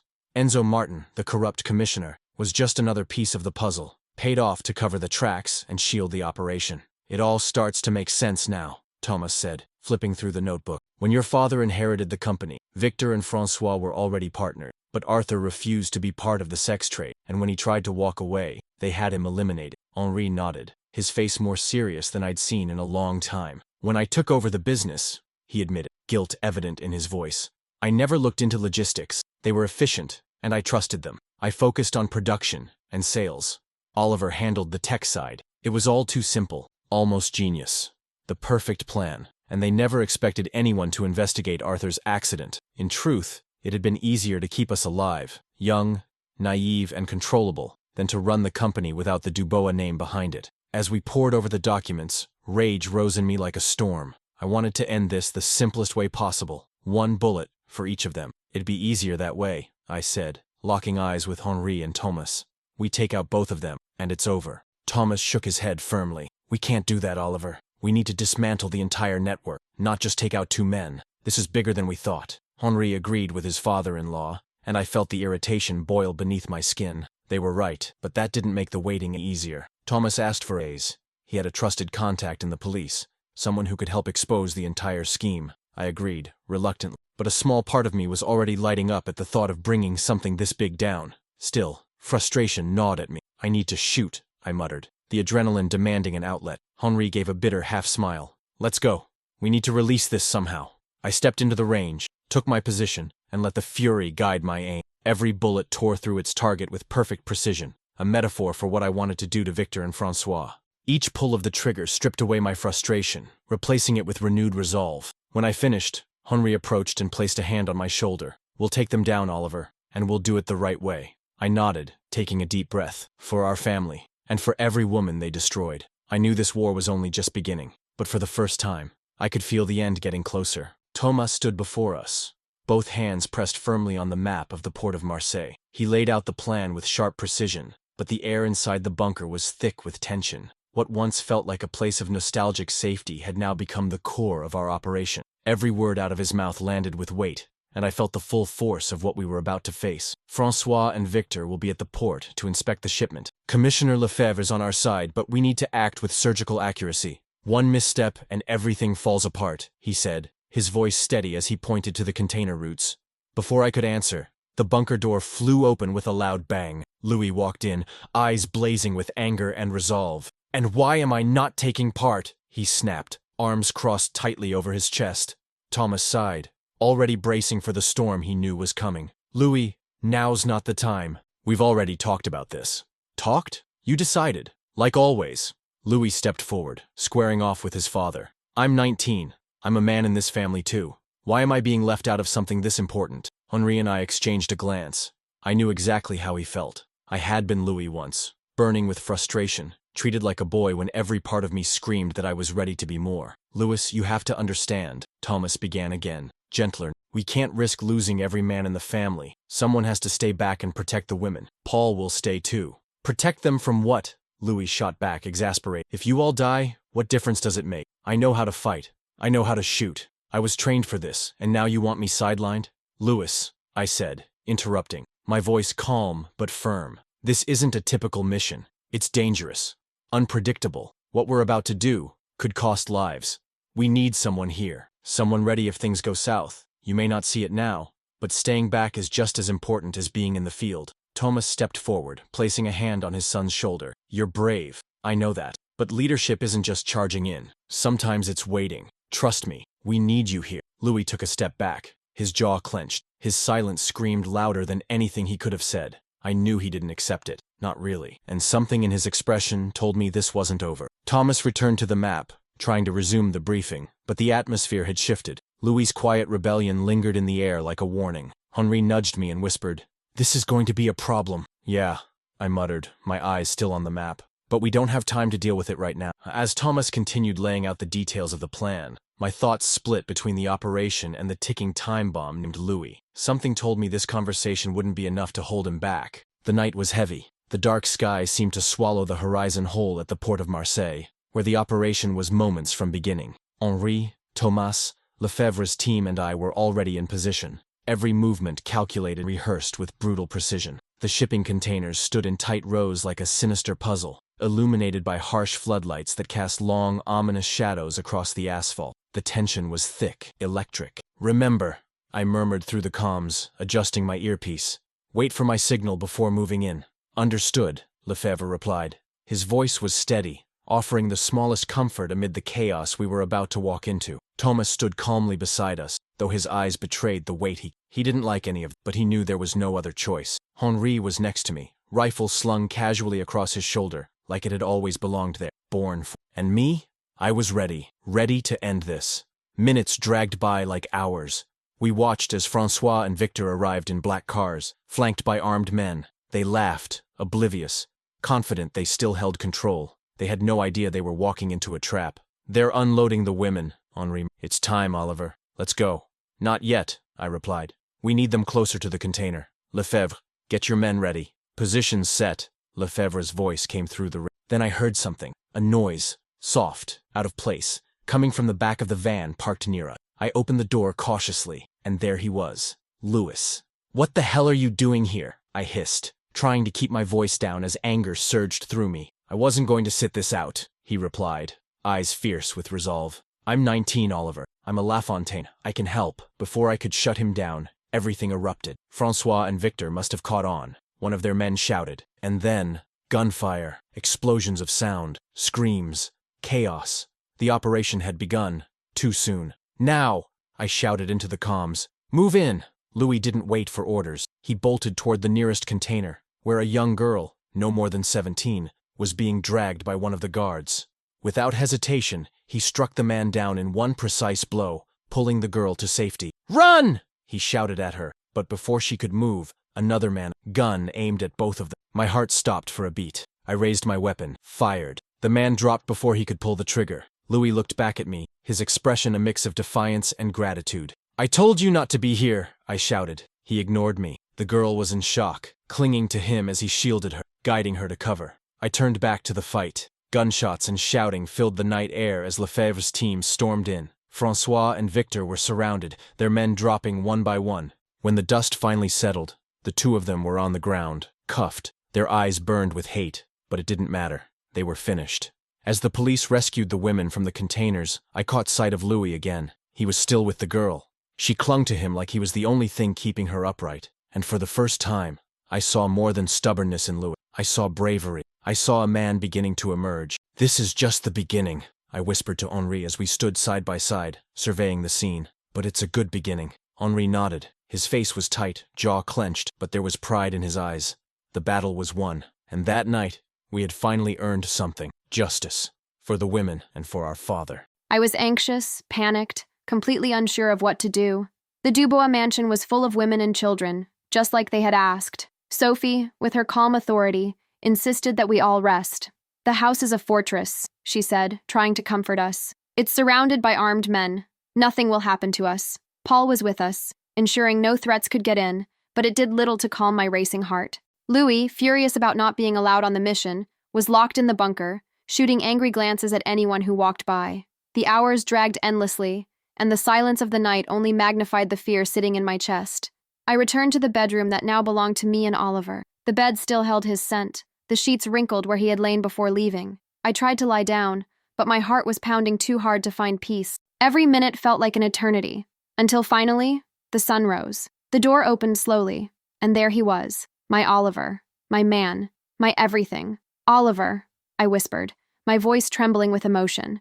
I ran to him before he could say anything, wrapping my arms around his neck, my body molding to his, feeling his warmth, his scent. It was like coming back to life. "I'm here," he said, holding me tightly. His voice was deep, rough, but filled with something more than just relief. "It's over now, Mila. Everything's okay." I pulled back just enough to look into his eyes. There was exhaustion there, but also something deeper, something that screamed he needed me as much as I needed him. "Are you okay? Are you hurt?" My voice shook as my hand searched his arms and face, looking for wounds. "I'm fine, my love," he said, taking my hands and kissing them gently. "You don't need to worry." But I did. Every scratch on his skin felt like a wound in my own chest. "Let me take care of you," I pleaded, pulling him toward the bathroom. I prepared a warm bath and helped him in. He didn't resist. With a sponge, I began washing his back and neck, my hands slowly gliding down his sculpted abs, going lower, where I felt him already hard. A small smirk tugged at my lips, knowing he was ready for me, as always. He smirked back, wicked, delicious, guiding my hands with slow movements that showed me exactly the rhythm he liked. His head tilted back, eyes half closed in pleasure. As he reached for my lips, I kissed him, deepening it, while my hands moved more firmly. Every touch was a silent confession of how much I loved him, how much he meant to me. "Mila," he murmured, voice hoarse with desire. "You're driving me insane." I smiled, teasing. "Go crazy, Oliver. Crazy for me." In a swift move, he stood, pulling me to him. His hands gripped my waist tightly as I wrapped my legs around his hips. We walked together to the bed, each step pulsing with urgency and need. When he laid me down carefully, I reversed roles, looking into his eyes with determination. "Tonight, I'm taking care of you," I declared, standing and gently pushing him back onto the bed. I grabbed a towel and began to dry him, each stroke filled with reverence, just like he always did for me. My mouth followed my hands, leaving kisses across his warm skin, down his neck, chest, abs, until I reached that V-line that made my heart skip. I looked up and found him already lost in desire, lips parted, breathing heavy. "I want your mouth, baby," he begged, his voice thick with a need that was impossible to ignore. I smiled, because I wanted it too. I wanted to take him deep, to feel him fill me until I couldn't breathe. I was already salivating. As I began to kiss him, every reaction, every moan from Oliver fed the fire inside me. He went wild, gripping my head, guiding my rhythm as he buried himself deeper with every stroke of my tongue. The pleasure was intense, overwhelming, so much that tears slid silently down my cheeks. But I didn't want to stop. I wanted more. I wanted everything. Oliver pulled me to him with a desperation that made my body vibrate. I felt every pulse, every movement, like complete surrender. And then, suddenly, he came inside my mouth, hot, salty, divine. I swallowed every drop, the way he always did for me, and I felt powerful, to be able to give him the same pleasure he gave me. When I finished, Oliver was breathless, his chest heaving as his eyes watched me with a mix of awe and renewed hunger. I crawled up his body, planting kisses along the way until I reached his mouth. I kissed him deeply, letting him taste himself on my lips. It was like striking a match in gasoline. He ignited all over again. He gripped me tight, eyes saying everything before his hands moved again, trailing fire across my skin. "I'm never satisfied, Mila. My hunger for you is infinite." Without warning, he flipped me onto my stomach and slid inside me with such force it pulled a loud moan from deep within me. His thumb began exploring that forbidden place, the one I was starting to crave more than I should. He pushed in fully, and I was gone. I ascended to another dimension, an indescribable place of overwhelming sensation, where he filled me completely in both places, a symphony of sensation that wrecked and rebuilt me in the same breath. "Touch yourself," he ordered, voice gravelly, dark. "Touch yourself while I fill you, Mila. I'm going to make you tremble like never before, my wife." "Yes, Oliver," I panted, barely able to speak. "Do it. Do whatever you want. Just do it now. I'm dying here." If I thought I had reached my limit, he proved me wrong, entirely. Because when he entered me again, stimulating me with the same mastery as before, my body didn't just convulse, it transcended. I left reality. We reached that secret place again. Only the two of us knew the way. And when he spilled inside me once more, I knew, completely and irrevocably, that I could never, ever live without this man. Oliver collapsed over me, our bodies limp and spent, completely satisfied, for now. I curled up against his chest, feeling his heartbeat against mine. I looked up at him, eyes wet with tears, overwhelmed by what I felt. "Oliver," I whispered, voice trembling, "you've saved me in so many ways, and now, I just want you to know, I love you." He leaned in and kissed me, slow, deep, endless. When he pulled back, his eyes were shining. "I love you too, Mila, more than I can ever say. You're my home, my everything." When the sun was high, I woke in Oliver's arms. He was already awake, watching me. "Good morning, my wife," he said, his tone soft, full of affection. "Good morning," I replied, smiling.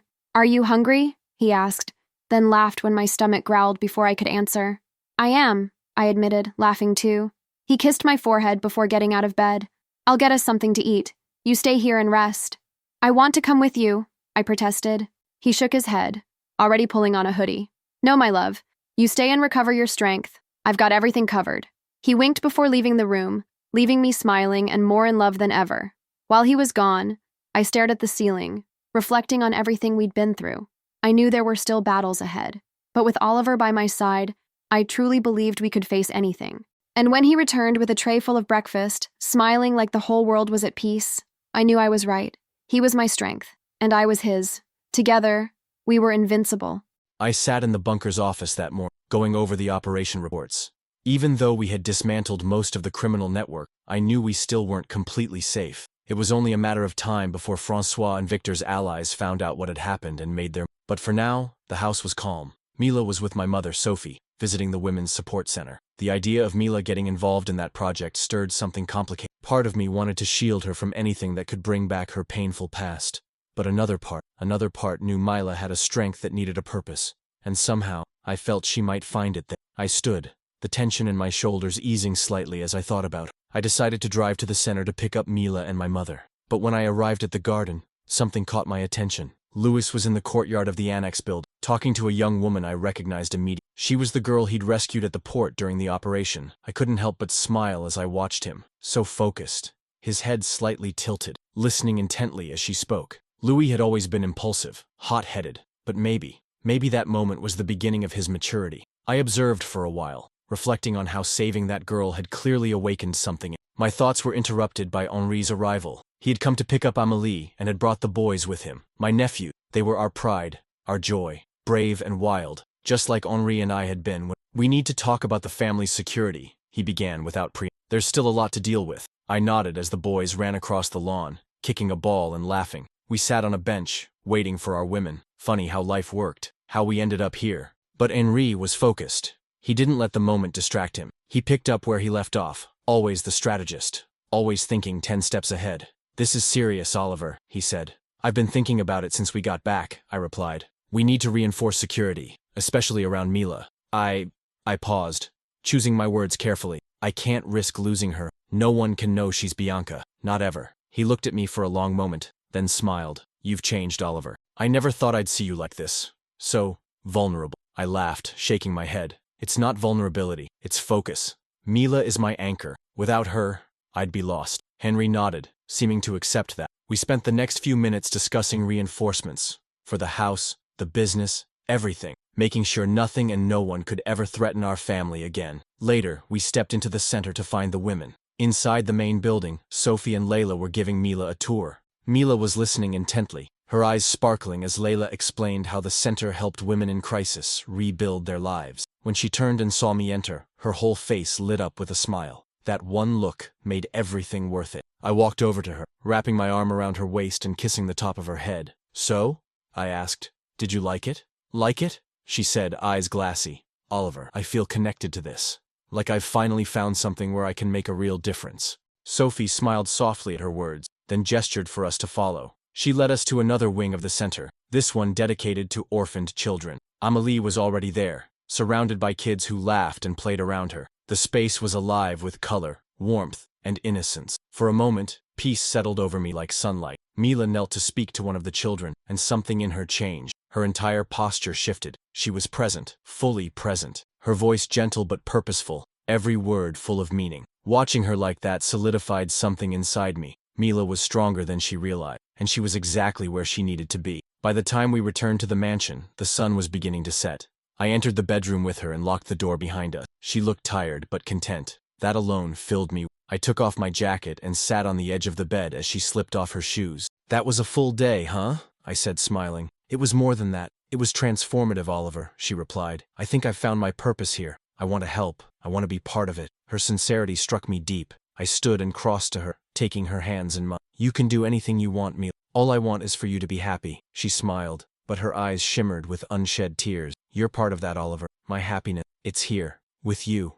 I pulled her into my arms, resting my chin on her head as we stood there in silence, breathing together. In that moment, I knew. Everything we had been through, every loss, every danger, every tear, had led us here. And no matter what came next, we would face it together. Mila was my anchor, my purpose, and for her, I would face the world. The day was perfect. The sun gilded the horizon with gentle warmth, and the sweet scent of lavender filled the air in the La Fontaine family fields.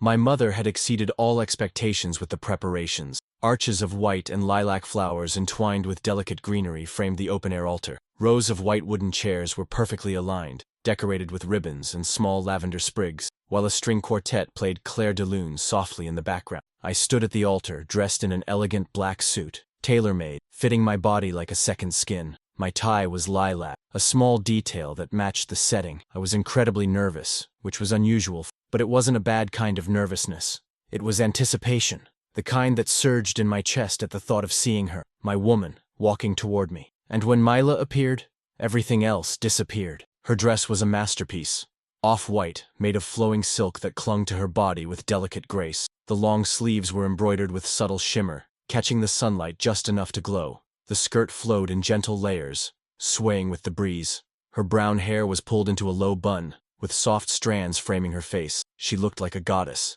When she finally reached the altar, I took her hand. Our eyes met, and the world seemed to stop spinning. The officiant began the ceremony, but I barely heard a word. Nothing else mattered, only her. Then came the vows. I knew I had to choose my words carefully, not for the guests, but for her, for Mila. So I took a deep breath and began. Mila, when I saw you for the first time, you weren't who I expected to find. I was in the middle of a storm, searching for answers, and then you appeared, like a spark in the dark. I didn't know what it was at the time, but now I know. It was the beginning of something I'll never be able to live without. My voice caught slightly, but I kept going, eyes locked on her, glistening with tears. You brought light where there had only been shadows. It wasn't easy to understand what I felt. It was like learning to see color after living in black and white for years. You are the music I didn't know I needed, the air I breathe, my calm in the— She squeezed my hand, and I smiled. I promise to be yours in every moment, every step, even on the hardest days, because you are my anchor, Mila, and without you,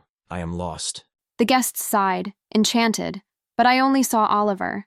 It was as if everything he had just said was a secret meant only for me. Then it was my turn. I took a deep breath, and with a soft smile I began.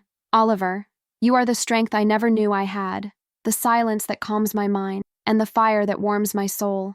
When I met you, I was broken, lost, and you saw me. Not the version I pretended to be, but the real me. You gave me a new beginning. My voice trembled, but I pressed on, determined. I promise to be your partner, your accomplice, your friend, your lover, through every day, good or bad. And I promise to love you with everything I am, because Oliver, you are my home. There wasn't a single dry eye among the guests.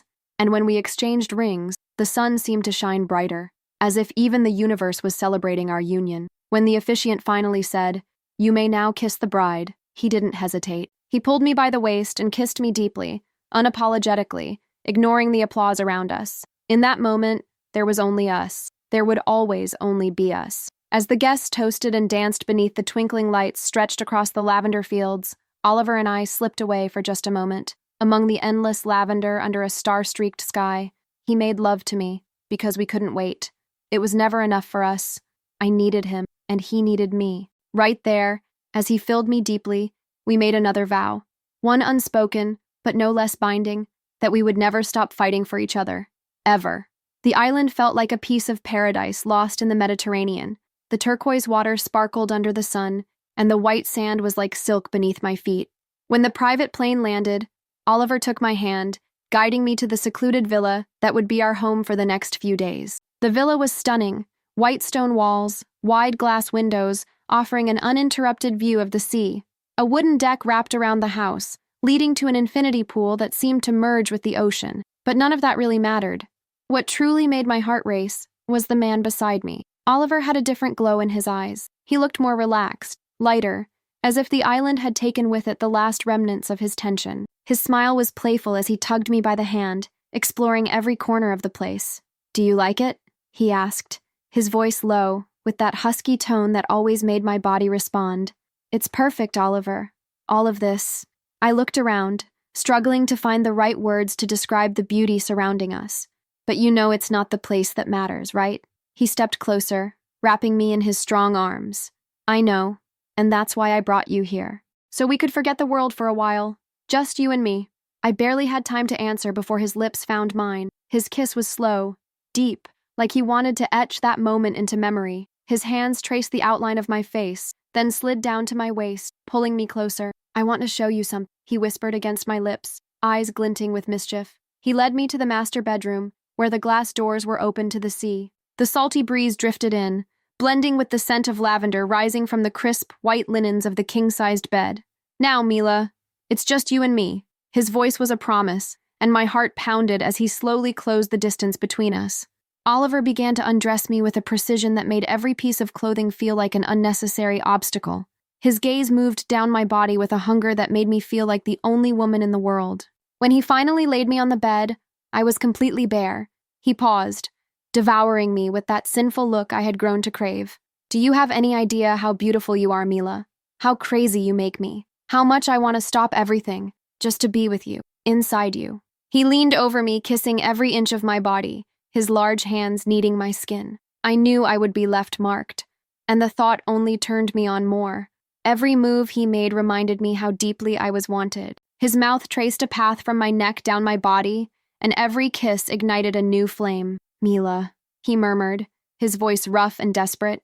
"You're like an obsession. I can't stop loving you, baby. Promise me you'll always be with me, And when I drive you crazy, you'll tell me to stop, but never, ever leave? I promise, Oliver. But I doubt I'll ever get tired of this, of you, of your touch, of this insatiable hunger we share, because mine's always here, Oliver. I want you all the time, just like you want me. I need you, Mila. I'm yours, Oliver. All mine, he echoed, smiling darkly, and I'm going to claim every inch of you. I was starving for him, just as much as he was for me, so he took control, and I loved it. He held my wrists above my head, kissed me deeply, then looked into my eyes and asked, "Do you trust me, wife?" "Yes, I trust you, husband." He took a thin rope and tied my wrists, leaving me completely exposed. Butterflies danced in my belly as his tongue began its meticulous work. There wasn't a single inch of my skin that wasn't tingling. Oliver licked, bit, and kissed his way down the path of my undoing. I wanted to touch him, needed to grab him, but I couldn't. I was bound.